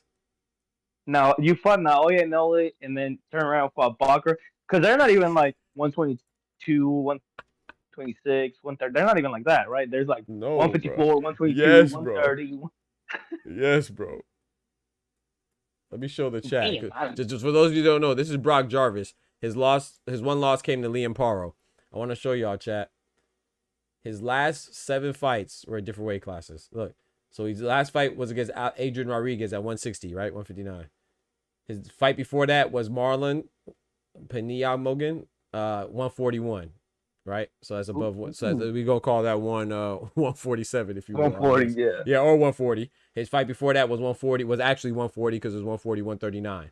So he weighed 144. His opponent weighed 141. So we're gonna call that 147, right? So let's go up to the nearest weight class. So his last fight was 160. The fight before that was 147. Fight before that 140. Fight before that 135. Fight before that 130 because there's 129. Fight before that 126. There was 120. Fight before that 122. Fight before that 120. So bro, this is crazy, bro. Damn. His last 7 fights were at 7 different weight classes, bro. If Keith Thurman doesn't smoke him, Keith Thurman need to retire. This man ain't even got facts. He ain't even got a division, bro. He don't even know where he want to fight at. Like, he should get an award, bro. He's really about that life. If anybody's gangster, it's Brock Jarvis. Yeah, facts. He's the most gangster person in boxing, bro. Like, can you imagine if this guy becomes a champion in like 122 and 140? He gonna get undisputed. Like, damn. Yes, bro. He need to go for undisputed for now. You anyway. Then fight. Try to get undisputed at 154. Then fight. He needs to fight Canelo for 168 undisputed. This man ain't never turned down a fight ever in life. That's crazy, bro. He's like, you said 122? No, don't worry. I start throwing up right now. No problem. That's all. Use a whole stable roster. Why not make that and let us bet still? Yeah. Yeah. So is Keith Thurman with PBC though? Is he still? I don't know. I haven't really been looking at this fight, to be honest. So I don't know if it's a PBC fighter. And if so, then people will probably be like, that's why it's on pay-per-view or so. I don't know. You know you know what's crazy about Dave Benavidez? Sorry, switch subjects a little bit. Go back what you said. Bro, I saw somebody say that PBC is the reason why we're not getting Benavidez versus Bivol. What? Bro, people. Like, I mean, they could be right. Maybe they're trying to say that Benavidez, because Benavidez is a PBC fighter, and WBC ordered Benavidez, and they're trying to bully Bivol to fight their PBC fighter, and Bivol's not going, so he's going with Turkey, and so I don't know, bro. I don't know, bro. But this is what people say. They probably meant to say WBC. Well, maybe they meant to put a W instead of a P. Bro, it's just crazy. Like the extent people go. Like, I'm not saying it can't be their fault, but geez, bro, they can't be like, you can't go to your nearest, your favorite sub sandwich store and they don't have tomatoes and you blame it on PBC. Like that's what it seems like, bro. Like that shit pisses me off. People think just because he's a unified interim, he gets the next shot. That don't work like that, bro. Facts. That shit don't work like that. Facts. Now he can be unified. Mm-hmm. But if IBF says he could be like W, mm-hmm. You know, like if you don't get the IBF, mm-hmm. well, you ain't getting shit. Right. That's a fact. Now they could maybe give him step aside. Like there's always room to wiggle, you know, especially with boxing. That's why it's so hard to keep up with. But going by the rules, no, sir. And the order of things, yeah, it's Michael Eifert. And then Callum You know Smith. what? Sark was like, hold on. I got to pay Michael Eifert, Callum Smith, and Bivol? Hell. Maybe that's what it was. Maybe you're right. Maybe that's what it was. But I don't even, but see, this is the thing though. When did it switch? Like, where was I? Maybe I missed something, Oscar. And you can put me up on game. Like, where was I when they switched from Beterbiev and Bivol trilogy not being the priority? Did I miss something? Like, I don't know. Maybe I was with my family or something. People are acting like they're so surprised that Bivol's not fighting Benavidez. Like, what do you mean? I would have been more surprised if he would have fought Benavidez. No, yeah. And, bro, we called it. I'm sorry, cats, but, like, we called it. If Bivol wins, there's going to be more hype for the Canelo undisputed match against Bivol, being undisputed as well, than the Benavidez. I'm sorry, Benavidez is a great fighter. Yeah, absolutely. He's fan-friendly. Like, his style is fan-friendly. Yep. But he doesn't have the accolades, and he damn sure don't have the resume to compare against Canelo. Nope. You're absolutely right. People would demand I think that people would demand Bivol versus Canelo rematch for undisputed. Absolutely. And you know what's crazy too? I wonder if that's why Canelo was like. I mean, like I said, I think he's committed to it. I think Canelo's just doing it for respect for his opponent and William Scullin. Salute to Cinnamon for that. But my question is, I wonder if that's why he was reluctant to commit to the Terrence Crawford fight. Because what if he's like, hey, my next fight could be Bivol, bitch. Like, hey, and I wouldn't be mad. I wouldn't be mad either. I wouldn't be mad either. See Canelo against Bivol than Canelo against Crawford. I'm sorry. Me too. I'm with you on that. Crawford's more accomplished than Bivol. But Bivol and Canelo already got similarities in the weight class. It's right there. Yep, and the fact, they're closer in weight divisions, and I would like to see my boy avenge that loss. Like I said, I wouldn't mind not seeing it. I don't think he has to fight Bivol. I don't think he has to avenge it. But if he really wants to, and he really believes that there was an issue that, you know, he wasn't 100%, then go on in there, brother. Go and get that. And just to give you a point, there's a video of this. There's a series like with the fat guy in Mexico, but like, damn, like dinosaur big. You know what I mean? Yeah. Like I'm talking Majin Buu before Bad Majin like absorbed him. I'm talking about damn big. I'm talking about tired big. You know what I mean? Like I'm talking about damn big. He said damn. Damn. Like if he gets in a small car and farts, the car goes faster. Big. Hey yo, come on, man. Come on, I gotta check it out, bro. He trained with Canelo. And he asked him about Bivol. And they're like, will you ever consider to fight Bivol? He's like, yeah, I will fight Bivol again. Oh, yeah, he definitely wants to. I believe him. I don't know if he should. I'm going to be honest, as much as I like Cinnamon, I think he loses to Bivol again. But, I mean, he's a man. He wants to. If that's what he wants. That's what he wants. Karma says Mauricio Suleiman is beefing with Turkey on the shake. That sounds good. I don't think so. I think people are just saying that, man. I somebody. Yeah. Once again, it's like it goes back to people having. You can see what you want to see. Didn't you say today that he was like, "Oh yeah, I don't mind it." Yeah, he literally said he doesn't mind it. He said he doesn't. Now, like I said, that doesn't mean that he's telling the truth. He probably his feelings could be hurt when they dismiss the WBC, but it's not a coincidence that people are saying that he's beefing with Mauricio Suleiman at the same time when they see that no one said that before that video came out where he told Eddie Reynoso not to bring the WBC belt on. Like I said, so it would make sense if he was beefing if the IBF belt was there for William Skull, which it wasn't. The WBA belt was there for Canelo, which it wasn't, or the WBO belt was there for Canelo, and it wasn't. So people would be reaching for straws. Right? The ring and the Fatal Fury. Yeah, the Fatal Fury belt and the ring belt were the only two belts that were present. So I guess he's beefing with he's beefing with Gilberto Mendoza for the WBA belt too, then, or Daryl Peoples for the IBF belt too. Those presidents and Gilberto Mendoza for the WBO. So I guess he's beefing with all of them then. I mean, sorry, WBO actually, Gustavo Oliveira, excuse me. So he's beefing with all of them. Actually, it makes sense just for it to be one belt, like the Fatal Fury. You know how he likes to do the undisputed belts. Right, exactly. It literally makes sense, bro. So I'm not saying I cannot definitively say that he's not beefing. But what I'm saying is I don't think that's a testament to him beefing with him because he didn't want the WBC belt on there. None of the other belts were on there either. And sometimes we see what we want to see because we want to see something. It's like those pictures of Bigfoot and the Loch Ness Monster. Sometimes there's explanations for it, but if you want to see the Chupacabra, you're going to see it. But go ahead, bro. It's crazy you say the Loch Ness Monster. You know what it is? What's that? You don't know what the Loch Monster is? No, what is it, bro? Oh, never mind. Nah, you I'm afraid you about to say something crazy. Yeah, you don't want to know. Yeah, it is crazy. The explanation is crazy. It's a dick or something? What is it, bro? Yeah, it is a dick. I knew you were going to say It's a whale dick. I knew it. I knew you were gonna say something like that, bro. I knew it, bro. I knew it, bro. I know you too well, bro. I know you too well, bro. I knew that's where you were going, bro. He said it's why it's so far out the water, bro. No, did it? Come on, bro. All right, whale or not, that's crazy. Hey, that whale was packing, bro. He said, "Oh yeah, Shakur thinks he bad because he kept oh my gosh, bro. Y'all gotta stop it, bro. Y'all gotta stop it, bro. Oh man. No, but like I was gonna say, like out of all the commissions, why would the WBC be mad at Turk? Exactly. They got the Grand Prix coming out, the WBC Grand Prix coming out. Like, what are we talking? Yeah, Turk is spit at Mauricio's face, and he'd be like, "Oh no, it's cool." Like cleaning his eye out. Right. Came out from Turk, like, right. You're good. It's an accident. Shit happens. All right. It just goes back to like even with the PBC stuff, it's like it's or whatever it is. It's like when we want to see something, we're gonna see it. That's just if you're looking for something, you're gonna see. Like I said, I will say it again. I'm not saying PBC's not dying.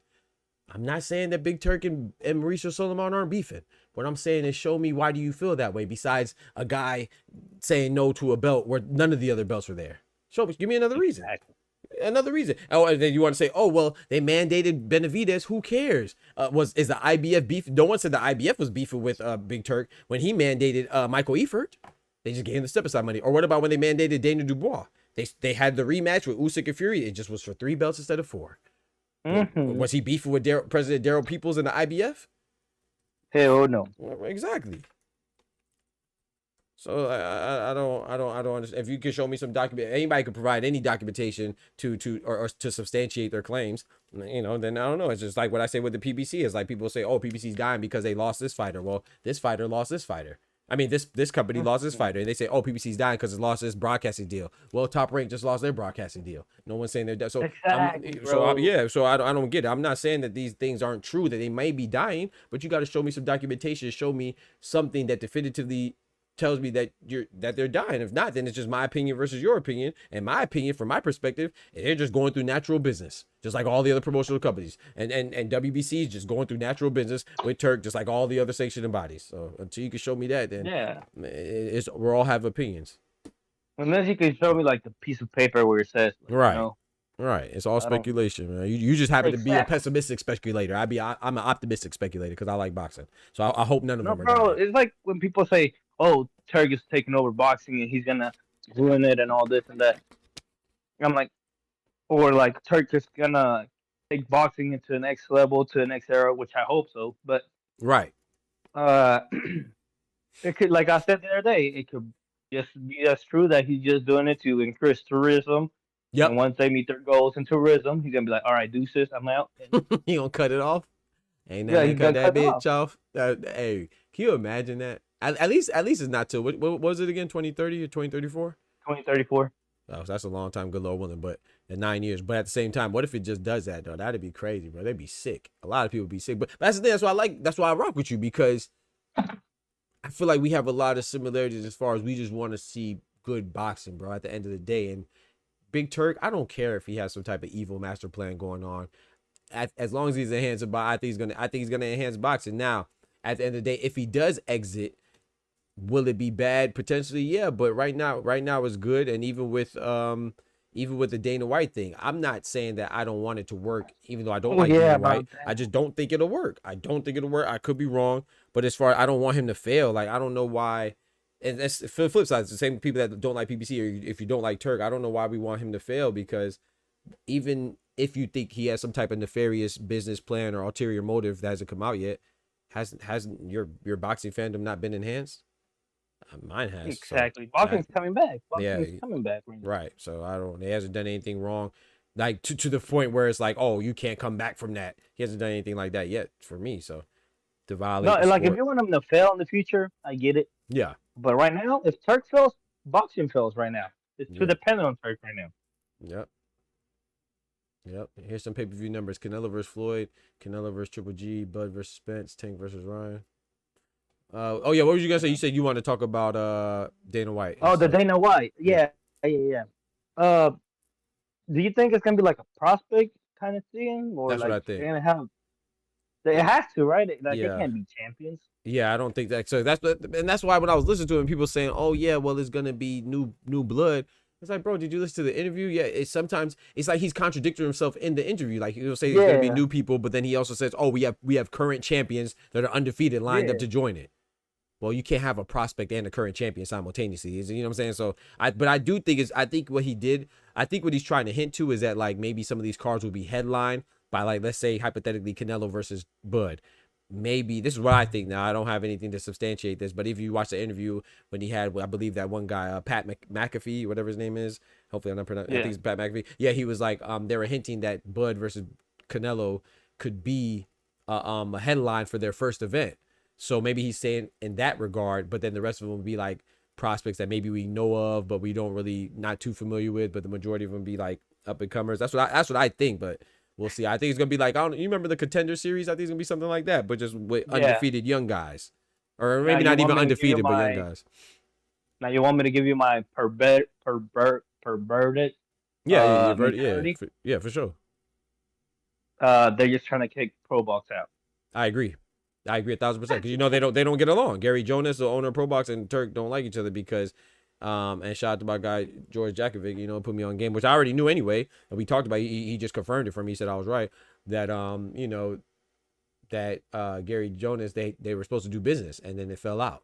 So naturally now they don't like him, which is why I think, I don't know this for sure, I don't really care to confirm it or not, so I never looked to validate or invalidate. But that's the same thing I suspect with Rick Glaser and PBC. I feel like you can only hate something so much if, like, maybe you had like a business dealing with them and it fell through or something like that. So yeah, their money was dependent on them, or right? Like they already wasted their money, right? Like, that's the only way I feel like Kim can hate PBC that much. Exactly. So I feel like the same thing with Gary Jonas and shout out to my guy George. He confirmed it. It's like they had something to do with each other, and then it fell through. So that's why pro boxers don't like Turk. Because, like, why would you be? You know what happened? I know exactly what happened. You know what happened? What happened? Turk was trying to rub on that thigh meat, and he was like, "Hey, get off of me." He's trying to rub that thigh meat. He said, "Nah, bro, I need more coke. I need more coke first." Yeah, what you doing? What you doing? Get off of me. Trying to rub on that thigh meat, man. Turk turned around to the security guard. He was like, "You best cut all the fucking funding from this motherfucker immediately." Trying to rub on that thigh meat, man. That's what happened, bro. Well, yeah. So Gary Jonas, that's what I agree with. I think that's what they're doing. I think that now this is all speculation again, but just for me watching interviews and information I gathered and stuff, I think that it's also going to be on ESPN. I think that they're going to replace ESPN. I mean, they already deal with Dana White, right? UFC. on ESPN, Yeah. so, and then the WWE and stuff like that. So they already they already have the framework there to It's just 'cause you know it plug sounds- and play. Sounds just like Pro Box, the Yeah. Contender Series. Pro Box just announced the Contender Series. Facts. I mean, New Blood. Pro Box promotes New Blood, so it's like, absolutely. Yeah, Pro Box. Yeah, I think it's gonna be. But that's the thing. Even with that though, even if it's just that, Oscar, I'm excited because competition is always good, bro. You don't want to have. I don't eat Hell fast food yeah. like that, but you don't want to just have McDonald's. You want to have Burger King, Wendy's, whatever, Sonics, and all that hell other no, stuff. You you know, know Taco that Bell. But like, they kind of govern themselves, and that's how you know when you have a monopoly. Then what if Big Turk? Not saying he's going to do it or he has done it, but what if he wants to charge $150 for a pay-per-view? Well, the other promotional companies having a different price point is going to force them to be a competition with each other and bring down the prices better for the consumer. You know what I'm saying? That's why McDonald's can't charge $80 for a Big Mac. It's not because of their kindness of their hearts. It's because they know big Burger King over there got that Whopper for $2. So hey, we got to keep up, bro. right? We got to keep up, bro. So they can't charge $80 for that Mac sauce. You know what I'm saying? Because they know they got that Whopper sandwich down the street. Hell yeah. I mean, I don't really like fast food because Yeah, I now don't eat it's, like, fast food either, but you get overpriced. right. Well, you get the point I'm making. Bro, like, Bro. It's you like know they what got to happened the other regulate day? themselves. Bro, I went to McDonald's and got 2 Happy Meals and 2 McDoubles, and it was almost damn near $20. So I was like, man, what the fuck? Yeah, you get some eggs with that, boy. You might as well buy a new car. Them eggs going crazy. Hell yeah. Them egg Eggs and prices. avocado, bro. Them tariff hit that down. They done hit. And Aphrodisiac. I went to the store. Avocado was like $3. I was like, man. Oh bro, my goodness. bullshit. Oh man, we got an avocado tree. My You do? niece, yeah, my niece, she planted one some years ago at her house, and yeah, it actually has some nice avocados that grows, man. Yeah, you better put an electric fence. All the Mexicans gonna go down there. That's Bet money. that's If crazy. it was your neighbor, I'd jump the fence and take That's most of them. crazy, man. That's crazy, man. That's man. Hey, I tell my mom, hey, they're almost there. Mm-hmm. My mom be like, okay, agárralos a la vez. I be like, okay, jump the fence and get them all. Yep. That's a fact. They say, hey, I remember I used to jump the well, this is when I was younger though. We used to jump the fence and snatch oranges and grapefruit. Yeah, Hell yeah. like, is there mangoes by you? Yeah, I got mango Well, trees. I got 7 of them. Like, I know how like the housing in Florida is, but I know in Mexico it was like house and then like your wall with the other neighbor's wall. Yeah, Like, yeah. that's how close they are. Mm-hmm. Yep. So Man, I used to get sometimes some places.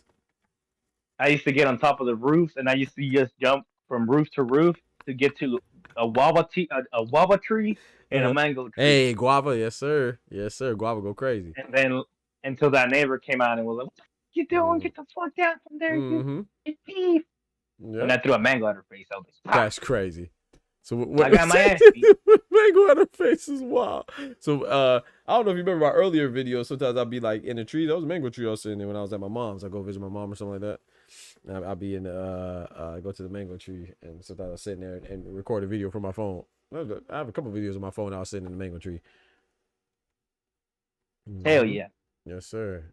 Yeah, but when that neighbor came out, because it wasn't even her house, bro. It was like she walked all the way down there. Right. Like, oh, you dead, and she started yelling. I was like, Just hating. pow! I grabbed the dark one, you know, the ones that are. Oh out, yeah, all yeah, yep. soggy, Oh, soggy one and all- threw it at her. all Oh nah, sticky, bro. all Nah, bro, sticky, you and I was wrong, like, bro. "Pow," In the and I face? took off running. Yeah. Well, no, in the side of the head. Side of the head. It wasn't really. Oh, so it's in her hair. That's worse. Oh Lord. No, it's the hardest part. That's true. That's That's the true. hardest That's true. part here. That's true. So, That's true. like, At can you least, imagine if I like? at least you could see. You Yeah. seen- At least you could still see. You seen that seed? That seed can do damage, bro. Yeah, facts. Facts. And mango seeds ain't no joke. That thing hit you. Bink. That's been Oscar a menace, bro. But shoot, I'm gonna go ahead and But get then me some food, man. got my I'll ass go ahead. By your mom's, huh? No, by my dad. Oh, Oh, man, my God dad. bless him. Man. Dad He put the pulled out balls the on you. Oh wait, we No. have any fights this weekend? Speaking of pulling out the belt, that- anybody getting the belt pulled out on them? I think we have some fight. Isn't this weekend? Jerry. Who? To Jerry, the top ranked flyweights. It's gonna be. Oh, yep. Mm-hmm. Oscar Alisquaga, Alesquaga yep. Tajiri against Akui, yeah, Sego Akui. Yeah, nah, yeah, you're right. Yeah, Yep. And then isn't this weekend Nick Ball and Doheny, or is that next week? I know. I think it's this weekend, right? The 13th. Yeah, we got a couple cards. Oh yeah, shout out to Tay. He said the ammo card. Yeah, with Edgar Berlanga on the undercard. Yep, that's this weekend too. Yeah, Hey, you seen Berlanga though? You seen Berlanga calling out Munguia? Man, I don't believe it, bro. You believe it? He said he wanted Charlo Plant and Munguia. Man, stop it, man. I don't believe it. I believe it. That's what he said last year. Yeah, exactly. Yeah, you know I like Berlanga. Like I said, I know Berlanga. He be doing some silly stuff. He goofy, but I like him, man. You know, but it's just I just can't go with the cap. He be capping a lot, man. I believe it when I see it, bro. Yeah, Nick Ball versus Doheny is this weekend too. Yep. So yep, we are correct. So man, we got quite a bit. Yeah, bro. Saturday's gonna be pretty good. No, yeah, it doesn't make any sense, but at least we'll see somebody get punched on. So Nick Ball, T.J. Doheny, and then Austin Ammo Williams or no Tiger Williams now, right, chat? I guess Patrice Volney, yeah. Oh, and can you imagine Doheny wins and it fights Doheny instead of Fulton? Bro, Doheny be the champion at 127, 126, excuse me. Yep, and you're right, Taraji versus Kui. So we got some fights. That's on Thursday. Oh, that's on Thursday. Let's go. Okay. Fuck. That's on Thursday. So you got Wednesday. So we got fights Wednesday, Thursday, Friday. I'm not really hip on Yuri Cedeno versus Ulises Rivera. That's on Friday. And Saturday. Yeah, I don't know who they are. I don't know. They're fighting in Bethlehem. I got a cousin out there in Pennsylvania, Bethlehem, Pennsylvania. And then Saturday we got Nick Ball, Doheny, Austin Williams, and Patrice Volney. Oh, Amado Vargas fights too on Saturday. What the heck? Hey, that's not bad. Yeah, they got it. Oh man.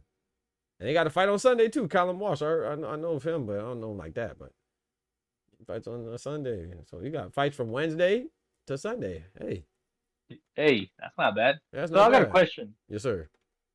With the amount of fights that could be made, obviously January was slow. February was super packed. And now March is starting to look like it's slow again. I mean, I'm talking about mega fights, right? Yep. Is there any fights announced for next month already? April. Yeah, remember what's the name?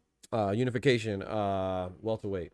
You know what I'm talking about. Oh, Boots. Yep. Jerron Boots Ennis and Montes Stanionis. Nah, Boots gonna run through. Well, April I don't 12th. know. April 12th. Because Stanionis to me looks like a guy that he's not known, but he can fight, and he can make the fight tough. Kind of like when Bud went to welterweight. Mm-hmm. Yeah, he fought a lot of those guys. Yeah, and this is no disrespect to Boots. It's just I'm not overlooking Stanley. I think it's gonna be a good fight, man. And maybe I'll be wrong. Maybe Boots just does walk him down and run through him. But I think it's gonna be a good fight, man. And that's not me doubting Boots. It's just I'm also not doubting Stanley. I think it's gonna be a good fight, man. 2 undefeated, one and 2 guy in the Ring Magazine rankings. So this is for the ring belt as well. So it's for the IBF, the WB. What is he? WBA? Stanley? I think it's WBA. Oh. Yeah, because Barrio says the WBC. No, Norman has the WBO. Yeah. Because Santillan had the WBA. So it's WBA, IBF unification, and the Ring Magazine belts on the line because it's vacant and Boots is ranked number 1 and Stanley is ranked number 2 as a welterweight. So now this is gonna be a good fight, man. I think it's gonna be pretty good, man. I got Boots winning, but I think it's gonna be pretty good. I got Boots winning as well. But if Boots makes it look easy, then all we said about Karen is right. Karen is just that guy, bro. Facts. That's a fact. Yeah, I agree with that 1,000%. I think people sleep on Karen as well, man. Chukazan. I think he's a tough fight for anybody, and he might mess around and beat somebody. Beat one of them champions. Yeah, he's like those guys that you don't know how good they are, but they're good and they can fight. But since they're not like really pay-per-view stars. Yep, and don't have a high profile, have a big backing. Yeah, bro, it's just like Sandor Martin. Look, he just fought a good fight against Puello. No, that ain't got nothing to do with Puello not being good. It's just Sandor Martin, bro. I don't know who beats Sandor Martin and makes it look easy at 140. Nobody. Yeah, right. So nobody. Yeah, so it's like, bro, it seems like everybody he fights, he makes everybody, bro. Right. Everybody. Alberto Puello, Teofimo, Mikey Garcia. It don't matter. Sandor Martin's a tough out for anybody. Anybody at 140. I think Mikey Garcia was the worst. Yeah, he was at the end of his career though. Shout out to Mike Garcia though. But yeah, he beat Mike Garcia. But you know, some people say he should have beat Teofimo. Some people say he should have beat Alberto Puello. It's like the guy's just a good fight. He's just a tough out, man. So I think that's where I think Karen is of that same cloth. I think they're very I think Karen's akin to Sandor Martin. Who else? Who else is like that? I think. Madrimov lately. Yeah, Madrimov. I think I need him to bounce back though. But I think Madrimov is a good example. I think he'll be a tough fight too, for anybody. Boachuk, I think is a tough fight too, for most. I think Virgil got whooped, bro. But I guess the judges seen it the other way. Yeah, I had Madrimov winning, but I had a 7-5 Madrimov. So, yeah, I had 7-5 Madrimov, but. Yeah, I had a 7-5 as well. It's just like at the end of the fight, you look at his face and you're like, God damn, you won? Right. Yeah, facts. Shout out to Virgil Ortiz. Yeah, shout out to Virgil Ortiz. You know, he's like, what's the name too? Like, even like Tevin Farmer. Tevin Farmer may not be another champion again, but he's going to be a tough out for anybody. I think all those guys are like, people don't recognize them because their name, they don't have, like you said, they don't have the backing. Go ahead. Cepeda fights next month, right? Yeah, he fights next. Is it next month or this month? It might be the end of this month. I don't know. Let me look. It might be next month. You know, you're probably right. I feel like it's the 29th though. I feel like it's like the 20. Oh, you might be right. I'm gonna tell you right now. I think it's the end of this month. Let's see. Right. The 29th, March 29th. Yep. Write this down. Farmer by decision. Ooh. Hey man, we got some good boxing, bro. I forgot about Richard Torres Jr. fighting Guido Vianello. Oh yeah, I forgot about that. That's April 5th. That's the next week after Zepeda and Farmer. Hey, that's not bad. Back to back. Mm-hmm. I don't know who to go for that one. I think Guido can take it. Yeah, I'm but Guido. Richard Torres might be that guy. You know, well, I'm rooting for Torres, but I'm if I bet on that, I'm betting on Guido. But I'm rooting for Torres. I'm rooting for Torres. Yep. Yeah, man. So there's some good fight. April's kind of. I'm looking at April now, so that would be the beginning of April. Richard Torres and Guido. Joe Joyce as well, who's supposed to be fighting Philip Hrgovic. We'll see if that actually comes into fruition. I'm excited to see Philip Hrgovic, but yeah, I'm not really too excited about Joe Joyce. No disrespect, but I do want to see Hrgovic. It's like Otto Wallen versus Chisora. Right. And then the 12th, we talked about that. Boots is standing right. Stanionis. We got Dalton Smith. Yeah, whatever. Dalton Smith. And then after that, I'm not going. I'm not going. I'm definitely not going. Then you got Chris Eubank and Conor Benn April 26th. So April, it has some decent fights. You know, the big one is the unification at welterweight, Ennis and Stanionis. And the Ryan Garcia, right? Yep, and that's May. That's May. Yeah, May 2nd. We got Ryan Garcia, Rolly, Devin, Ramirez, and Barbosa, and Lopez and Barbosa. And then May starts off hot though, because May 2nd, 3rd, and 4th. Remember, you got May 2nd, that card. Then the 3rd, we got Canelo and Skull, and then the 4th, we got Naoya Inoue versus who's he fighting again? Ramon Cardenas, off of Pro Box as well. Man, I think it's gonna be tough, man. I think he's gonna be I don't think he's gonna win. I think stylistically, Naoya Inoue is gonna beat him, but I think it's gonna be pretty decent until I say like until like the 4th or 5th, and I think it's gonna, I think the skill is gonna be, Inoue is gonna show. Yeah, just like Cuellar, bro, like Cuellar and. Yep, and Junto. Yep, I agree. Yep, just like that. That's how I anticipate it to be. Just like that. But it's gonna look good for a little while. It's gonna be competitive, because Cardenas is definitely gonna fight. But I think then the skill gap's gonna be prevalent as the fight progresses. Just Inoue, to me, he can't do nothing wrong. Yeah. Like when's the last time he fought now, granted, like 2 of them were because Sam Goodman pulled out. But when's the last time he fought a number 1 or mandatory opponent? Let me say, a shout out to those that are in the chat that say Tank got the worst fans. I'm not saying Tank doesn't have bad fans. But go look at the comments where all I say is that, bro, I made a video celebrating Inoue. I guess I didn't celebrate him hard enough. Or loud enough, bro. I literally said, man, shout out to Inoue. He can fight who he want.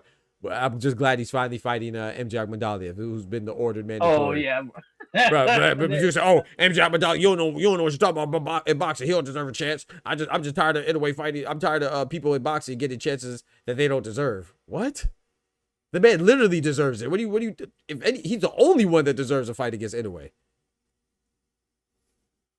It's so crazy, bro. Like. As far as rankings and sanctioning bodies go, as far and being ordered goes and stuff, No, yeah, No, yeah. he got. Oscar Collazo's fighting Remember. Cano. Yep. Remember, he got nothing to offer anyway. Yeah, he has nothing to offer anyway. But TJ Doheny does. Yeah. Thank you, Oscar. I forgot about that. Yeah, I forgot. Yeah, he has nothing to The offer. Japanese killer, Come the on, Japanese assassin. Yeah, that's what they call TJ Doheny. Yeah. Crazy, bro. I like Inoue, bro, but I'm just not gonna make any lies. The man's opponents have been lackluster at best. And like I said, I know that's I mean, it's kind of hard to say and stand on it because a lot of people don't pay attention to lower weights anyway, so they don't know who's there, who's not there for the most part. Some people do. So he could essentially, it's kind of good for anyway because they could sell anybody as a good opponent because people don't pay attention to smaller weights outside of Japan a lot of times. So I mean, not even just Japan. Let me say Asia as a whole. Was it Philippines or Japan? Mexico, maybe. Mexico too. There's a lot. Shout out to Mexico. There's a lot of Mexican fighters out there. But even then, like, now I'll ask you this. When's the last time you've been to Mexico? Been back to Mexico? Last year. Okay, so then I'll ask you this. I don't know. Do they pay attention to smaller? I know they have a lot of fighters at smaller weights, but do they pay attention like that? Like to like bantam? Well, I'm talking about like bantam. I'm not talking about like 130, but I'm talking about like 118 type stuff.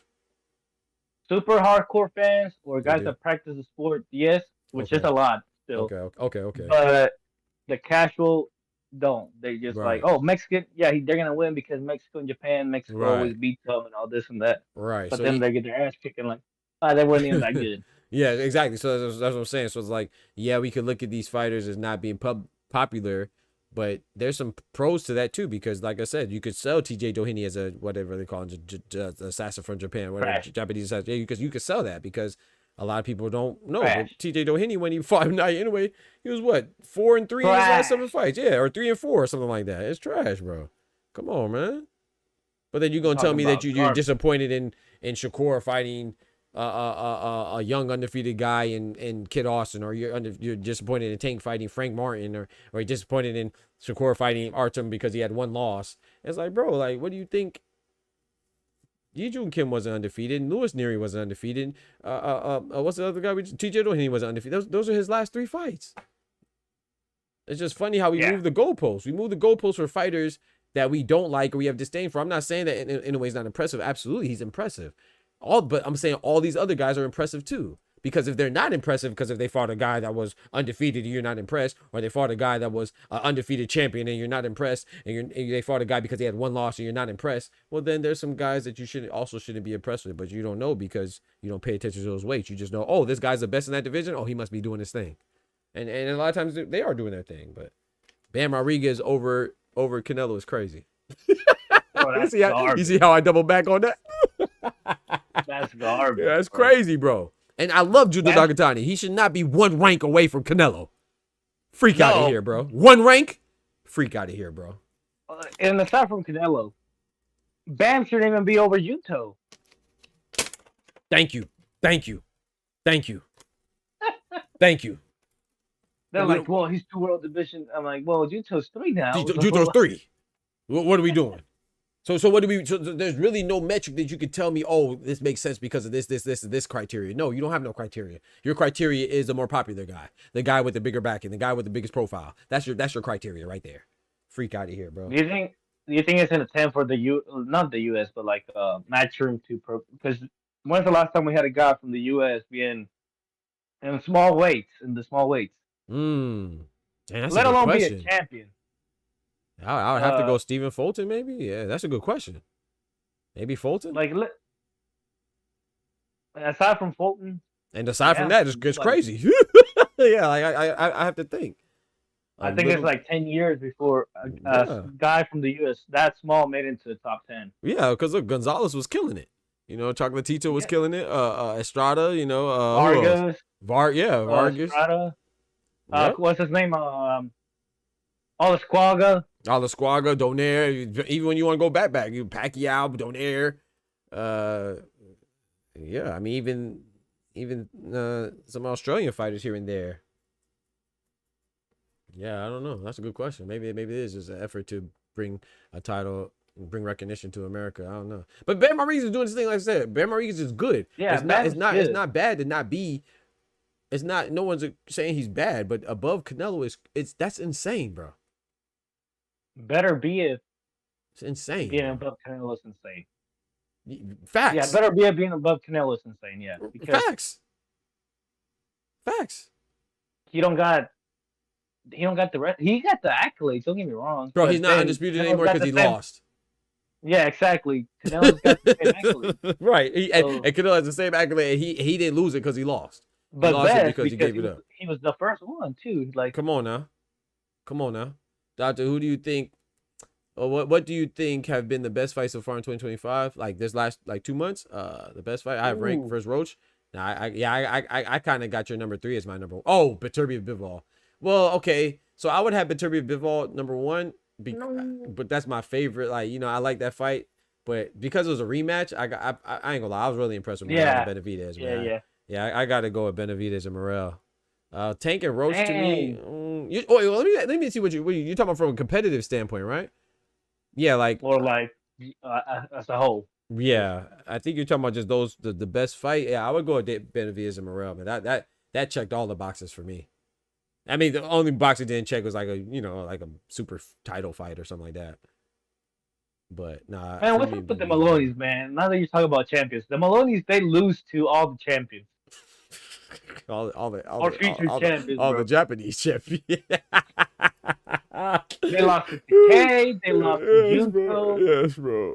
Naoya. Naoya, Tension. Yeah, bro. If shout out to the Maloney's, man, but yeah, they got to stay away from Japanese champions, man, because no bueno. Stay away from Japan as a whole. Facts. Go back. Go to Australia, bro. Facts. MJ should have accepted the rematch with Tapalis. How could he accept the rematch with Tapalis? See what you just said, Trey? And that's why I be talking about silly boxing fans. How could he accept the rematch with Tapalis? Tapalis' next fight was Inoue. What are you talking about? Yeah. What are you talking about, bro? That fight was to get Inoue. Nobody was having a rematch. You see, people talk, bro. Just say you don't like MJ and whatever. Or don't know. Right. Just, hey, don't. It's okay, bro. It's okay to not know. I'm stupid, bro. I'm stupid. It's fine. We all stupid and smart in some regard in life. So it ain't just you're you, just all stupid of on us. that regard. All right. What you talking about? MJ should have accepted a rematch with Tapalis. What? MJ's the one that lost, first of all. What? So he ain't got no fucking saying. Now, if you're saying he should fight Tapalis now, okay, but for what? He's already the WB. He's number 1 in the WBA. He did everything he was supposed to do to get a title shot. Bro. And now he's an interim champion, right? So he was number 1. He beat I don't know if you know Kevin Gonzalez, but that was the undefeated fighter. He trained under Robert Garcia, and MJ Ahmadali beat him. That boosted his rankings back up, bro. Mm-hmm. Come on, and then he just beat the guy that he beat in Monte Carlo. What's his name? Ricardo Espinosa. That boost that solidified him further in the number 1 rank. He doesn't have to fight anybody to get a title shot. He's already there, bro. That's the whole point. He's been ordered by the WBA to get his title opportunity. Whether you like him or not has nothing to do with what happened. Ortiz Madrimov was that's a good one. Peel out. Madrimov Ortiz was good. That was a good one, but I'm going Benavidez and Morel though. Oh, you know which one? Which one? Callum Smith, Boatsy. Ooh, you ain't lying. That was fire too. Callum Smith and Boatsy was fire. That's a fact. What about I don't want to see this again because I'm worried about their well-being. But that was a fire. Pitbull, Fierro. Yeah, exactly. Yeah, that was. You knew exactly where I was going. Pitbull and Angel Fierro, man. I don't want to see that for their well-being, man. But that fight was great too. That fight was great. The streets are saying Pitbull still got a migraine. Fierro still got a migraine. I'm telling you, bro. That's not healthy. That's a fight that, man. That's a fight I only want to see once a year. You know yeah, yeah, exactly. That's brutal, bro. They can't fight each other again. I don't even think nobody wants to fight him after that. Right, yeah, facts. Hopefully, Bruce Stanionis is a banger. If that fight looks anything like that Roman Villa fight, is gonna be up there for a fight of the year for me too. As far as action, yeah, I like I like that. I don't know if it'll be fight of the year because, like I said, I think it's gonna be competitive, but I don't know. I don't know, man. Matchup. Yeah, matchup. I don't think it gives for that. Yeah, exactly. Yeah. by all means, it's gonna be fight of the year. But Right. just the style matchup Yeah, I don't know if is that's fight of the it's year. ass. Yeah, I don't. Yeah, I don't know. Some people, I could kind of see people get to a point where they complaining about the fight. Yeah, Or just- booing. Or all yeah, that stuff. yeah. So, Twitter yeah. going crazy saying, oh, he don't like what they were saying about Bud, bro. Yep. Honestly, Yep. now Bud is a hero because he beat Arrow. Yep. But let's be honest, before that, what they say? Oh, he's boring. He's boring. Yeah, He don't facts. Yep. he don't know how to entertain the crowd. Mm-hmm. And to be honest, that's kind of what's happening to Boots because after what happened with Karen, Yep. which I don't know what people say that's a bad showing. Mm-hmm. But Because they don't know Karen, they're not familiar with. yeah, the they're gonna go the same exact path, bro. Yep. What? Yep, I agree. He said, "Damn, might as well rank that Bivol Beterbiev 2 card, bro." I think the Roach. Okay, so the fight was disappointing or controversial, but the card was good to me. I enjoyed the card. But of course, Hell the yeah. February 22nd card was awesome. Of course, obviously it got watered down a bit with Daniel Dubois' lack of presence, and then who else was missing too? Kid Austin. Kid Austin was missing, ducking ass, and then who else was missing? My dream of was sick. Yeah, Matt Jumov was sick, so it had a little water. But nah, that card was great. Jay Caballel and Zhang, that was good. Like you said, Boatsy and Colin Smith that fight was fight of the night. That was fight of the night. Yeah, bro. yeah, and then Beterbiev and Bivol never disappoint, so that was great. But It's so funny because we were saying that's gonna be the worst fight. This Mhm. card. Yep. Yep, It's not gonna be competitive, but they showed Mhm. us wrong. Colin Smith. They showed us Hey. Colin Smith. facts. But yeah, No, we did call it though. we definitely didn't- did for sure. But yeah, but that Boatsy PBC lost- card. Oh, go ahead. Go ahead. Sorry. I was gonna say Boatsy and Daigo Higa, bro.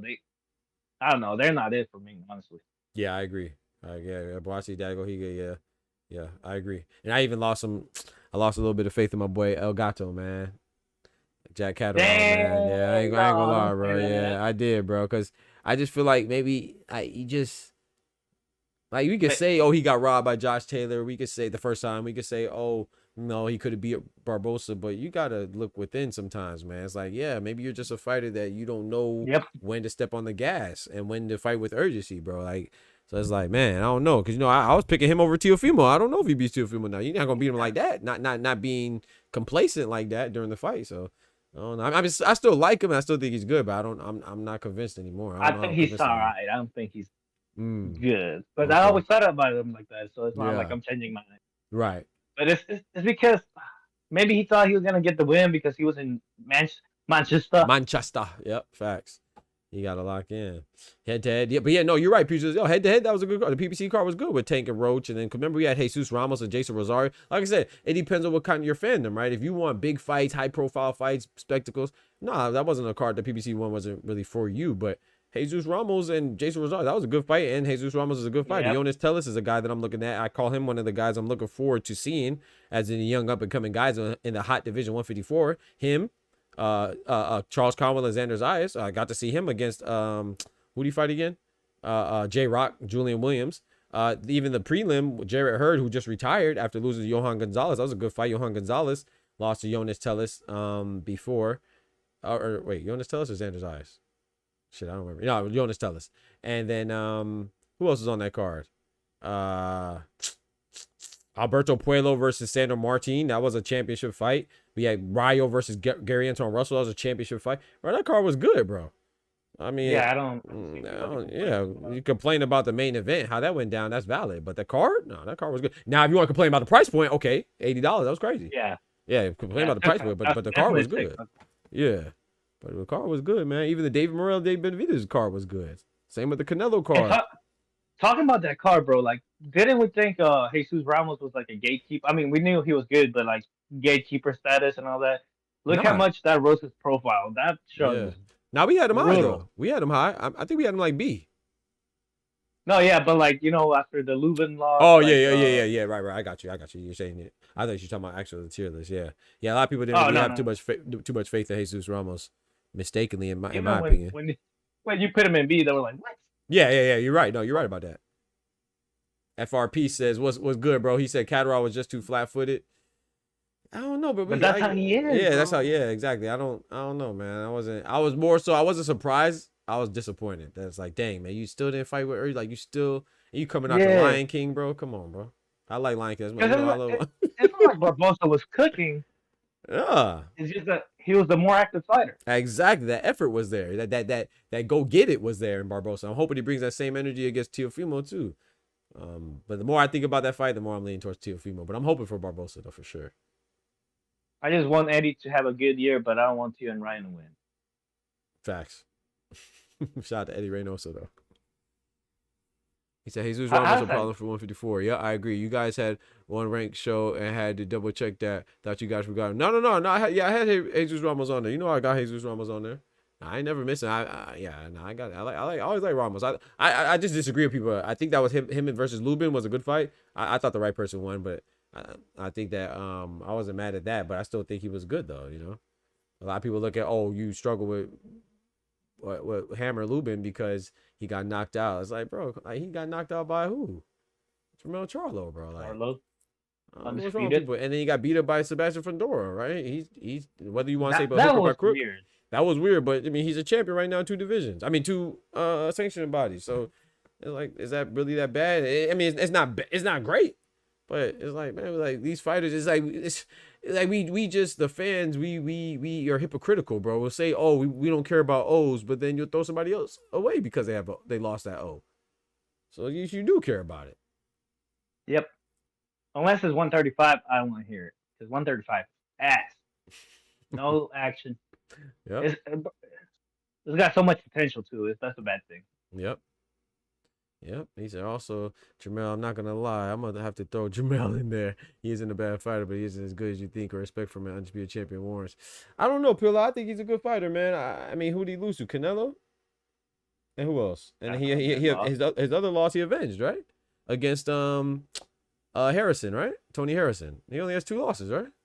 You can't knock him for losing to Canelo. Now the other one you could knock it, but he avenged it, right? Lennox Lewis, he lost to Hasim Rahman, but we don't care because he avenged it. So like that's what I'm saying. Like it's like I feel like I be pleading with boxing fans, bro. It's like, guys, dang, like bro, Jamel Charlo's that guy. You may not like him, you know, but what you mean? There's nothing that he did that was questionable, right? There's nothing that was questionable, and then the one thing that was questionable, that one blemish against Tony Harris, he avenged it. Are you gonna knock him for losing to Canelo, a guy that he moved up essentially 2 weight classes, and a guy who's a face of boxing? I mean, if you think Canelo's is good, like I think that you do think he's good, we can't knock somebody for losing to a good fighter, a great fighter. I shouldn't say good is an understatement. A great fighter. Come on. Like, I think the disappointment was around the media, because the media was saying, "Oh, he looks shit." Oh, this is no, yeah, but like, you know how the media was talking so high, like this is gonna be the best Charlo. Canelo's in trouble now. Yeah, he's actually fighting opposition. Yeah, because they're silly. And then they had the wrong turn Charlo. around and find out. Right. Yep. They had the wrong Charlo. That shows you how little people be watching boxing. They was excited because they thought it was the other Charlo. Now, not saying that Jamel Charlo's not undisputed. You know, he's good, but you know, at least let him fight Big Charlo. They literally call him Big Charlo. He fought Lil Charlo. So why you expect Lil Charlo? I don't think Big Charlo beats him. So I definitely think Jamel Charlo beats him. Hell no. I want to see Jamal Charlo versus Canelo. Don't get me wrong. I think it's a good fight. I think Canelo wins. Like I said, I think he's the best at 168. Not just because I like him, just even objectively speaking, I think he's the best at 168. And I had him beating Dave Benavidez too. But that's a good fight though. Still, you know, if anybody could beat him, I think it's Dave Benavidez. I think Jamal Charlo is probably the second person that could beat him at 168. The only person, but I think Dave Benavidez has the best chance. Even though I think he'll come up short, and I think that Jamal Charlo has the second best chance. But not right now, not at this moment, because he's not active. But yo, Oster, what's good, brother? I think Jamal Charlo should fight Plant. Absolutely, that's the fight I want to see. At least slap him. And then get some recompense. Smack that like button like Plant smack the shit out of Charlo. Facts. Smack that like button like Plant smack Charlo. It's crazy. But like that fight, Plant and Charlo, like that's a big fight. Plant and I want to see Plant and Berlanga so bad, but the fact that Berlanga's moving like the way he's moving, going to pro boxing train, he goes to pro boxing train. Right. Tighten up, bro. Looking like the untouchable. Right. Ha ha ha! Oh, but good for you. Yeah, okay. I feel I was typing to you while I didn't want to interrupt my boy Oscar. But since you done that, but yeah, no, you're right. He be looking crazy. But the worst undisputed champion, I would have to go with. No disrespect to Kambosos, but I would have to say him. Like, if we're making comparisons, right? You know, that's still shout out to him that he was undisputed. But if we're making comparisons, I would say Kambosos. I think Jermell Charlo was a good undisputed champion. I mean, he beat. Let me say, he got undisputed. Just unified? I think he got undisputed. Like Kambosos. I think he got. No, he was unified because he was Haney brought the IBF, right? Man, hold on. Shit, yeah, I have to look. That's a good question. Yeah, no, you know, you're right.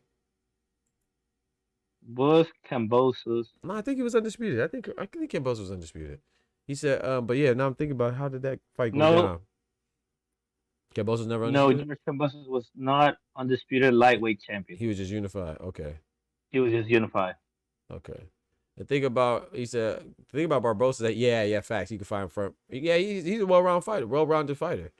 I just don't know, you know. We'll see. Oh, the WBC did him dirty. As much as they want to say I wasn't undisputed, but we paid those sanctioning fees to the WBC. Oh, it's the WBC try to hold him. Okay. Because I think they list him as undisputed champion, you know. So he probably was, but like got stripped. It got stripped, right? Maybe that's what it was. Yeah, I could have sworn he was undisputed. But he said he was undisputed. Right. And he said bro, you know how people want to say that Garcia has fought the most like Kambosos fought Tio and beat him. Yeah. Haney and lost, and Loma and lost. And Loma, yep. Facts. Facts. Kambosos definitely fought him. That's a fact. You ain't lying about that. You said I like this. He said Josh Taylor. I don't think Josh Taylor was a bad undisputed either. But I mean, if you gotta think about, if you're making a compilation of the worst undisputed, then maybe. But I think Josh Taylor was a good undisputed too. I don't know. I feel like when you're undisputed, man, it's like hard to. Now, yeah, if you're comparing them, of course, Josh Taylor wasn't, you know, he was not the best fighter, but hey, man, you get that undisputed, bro, by hook or by crook. I gotta show you some love, man. That's just me. That's just me. No. There hasn't been a lot of undisputed, has there, in the 4-belt era? Nah, not too many. Obviously, there's been a flux now with Big Turk's influence. We got the light heavyweight and heavyweight.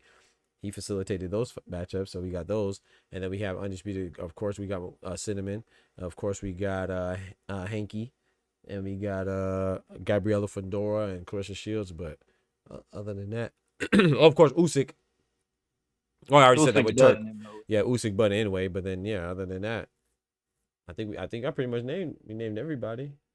We already talked about. Is he talking about of all time or just the 4-belt era? I think he's talking about all time. I think he's talking about all time. I'm not sure though. But yeah, all time there's gonna be some crazy ones too, right? So that's why I try not to even knock them. Rocky Marciano. That's crazy. Don't have him come out to my head. Oh, Alicia Bumgarner too. Alicia Bumgarner's undisputed. I can't remember what weight class she was undisputed as well. All right, she's the worst. Katie Taylor was as well. That's quite a few. Katie Taylor is definitely the worst. That's crazy. Of course. Oh, of course, Serrano too. Serrano, and so there's quite a few actually. Serrano, Chantel Cameron too. Who else? There's another woman I'm forgetting. Savannah Marshall. I think she was undisputed. The Wolt.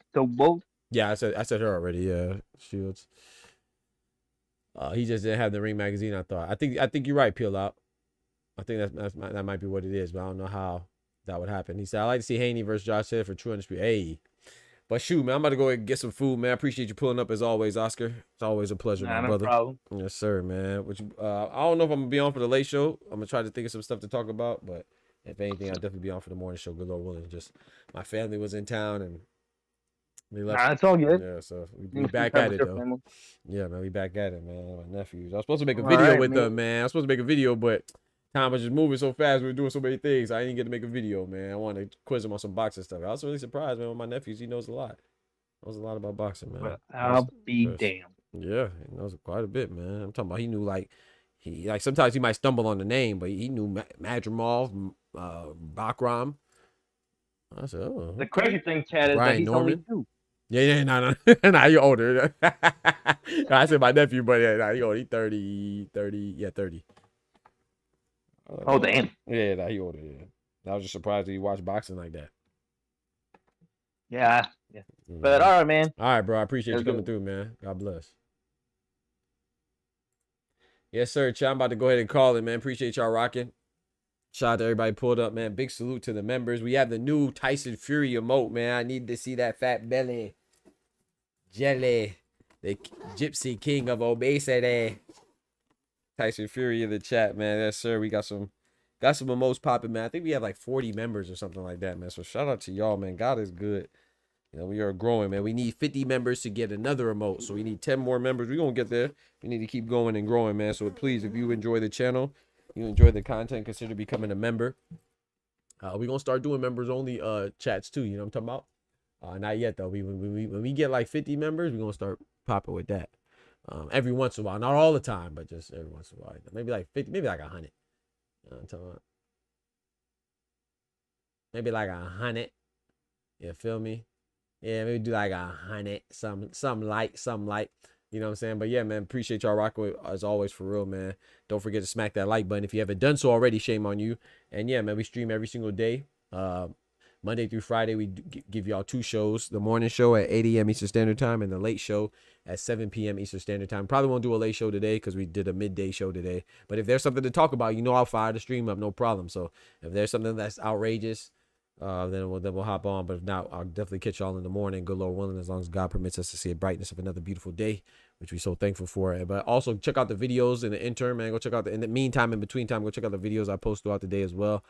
And then yeah, man, we keep going. We keep going so we can keep growing, man. So I appreciate y'all rocking with me as always. Let me go check out some of this love that we got in the super chats, man. Shout out to my boy Young Guns with the $2. Shout out to Clone for the $5. Shout out to Oscar for the $5. Shout out to Clone for the $5. Appreciate that love, man. Shout out to all the members once again. You know what I'm saying? Shout out to all the super chatters, everything, man. Any capacity in which you're in the stream, I appreciate it. Subscribe, hit that notification bell as well, so you know when we drop YouTube video bangers or we go live. I'm catch y'all on the flip side, man. Don't forget to smack that like button, but most importantly, remember with God, we can do anything without God. We're nothing. The doctor's out. Peace. Spam those emotes if you got them. From the hood to college, both worlds they had to meet. 6 degrees between us, so cold, we're about to freeze. But we're Florida boys, hot takes, we bring the heat. We're moving the culture, the engineers to the streets.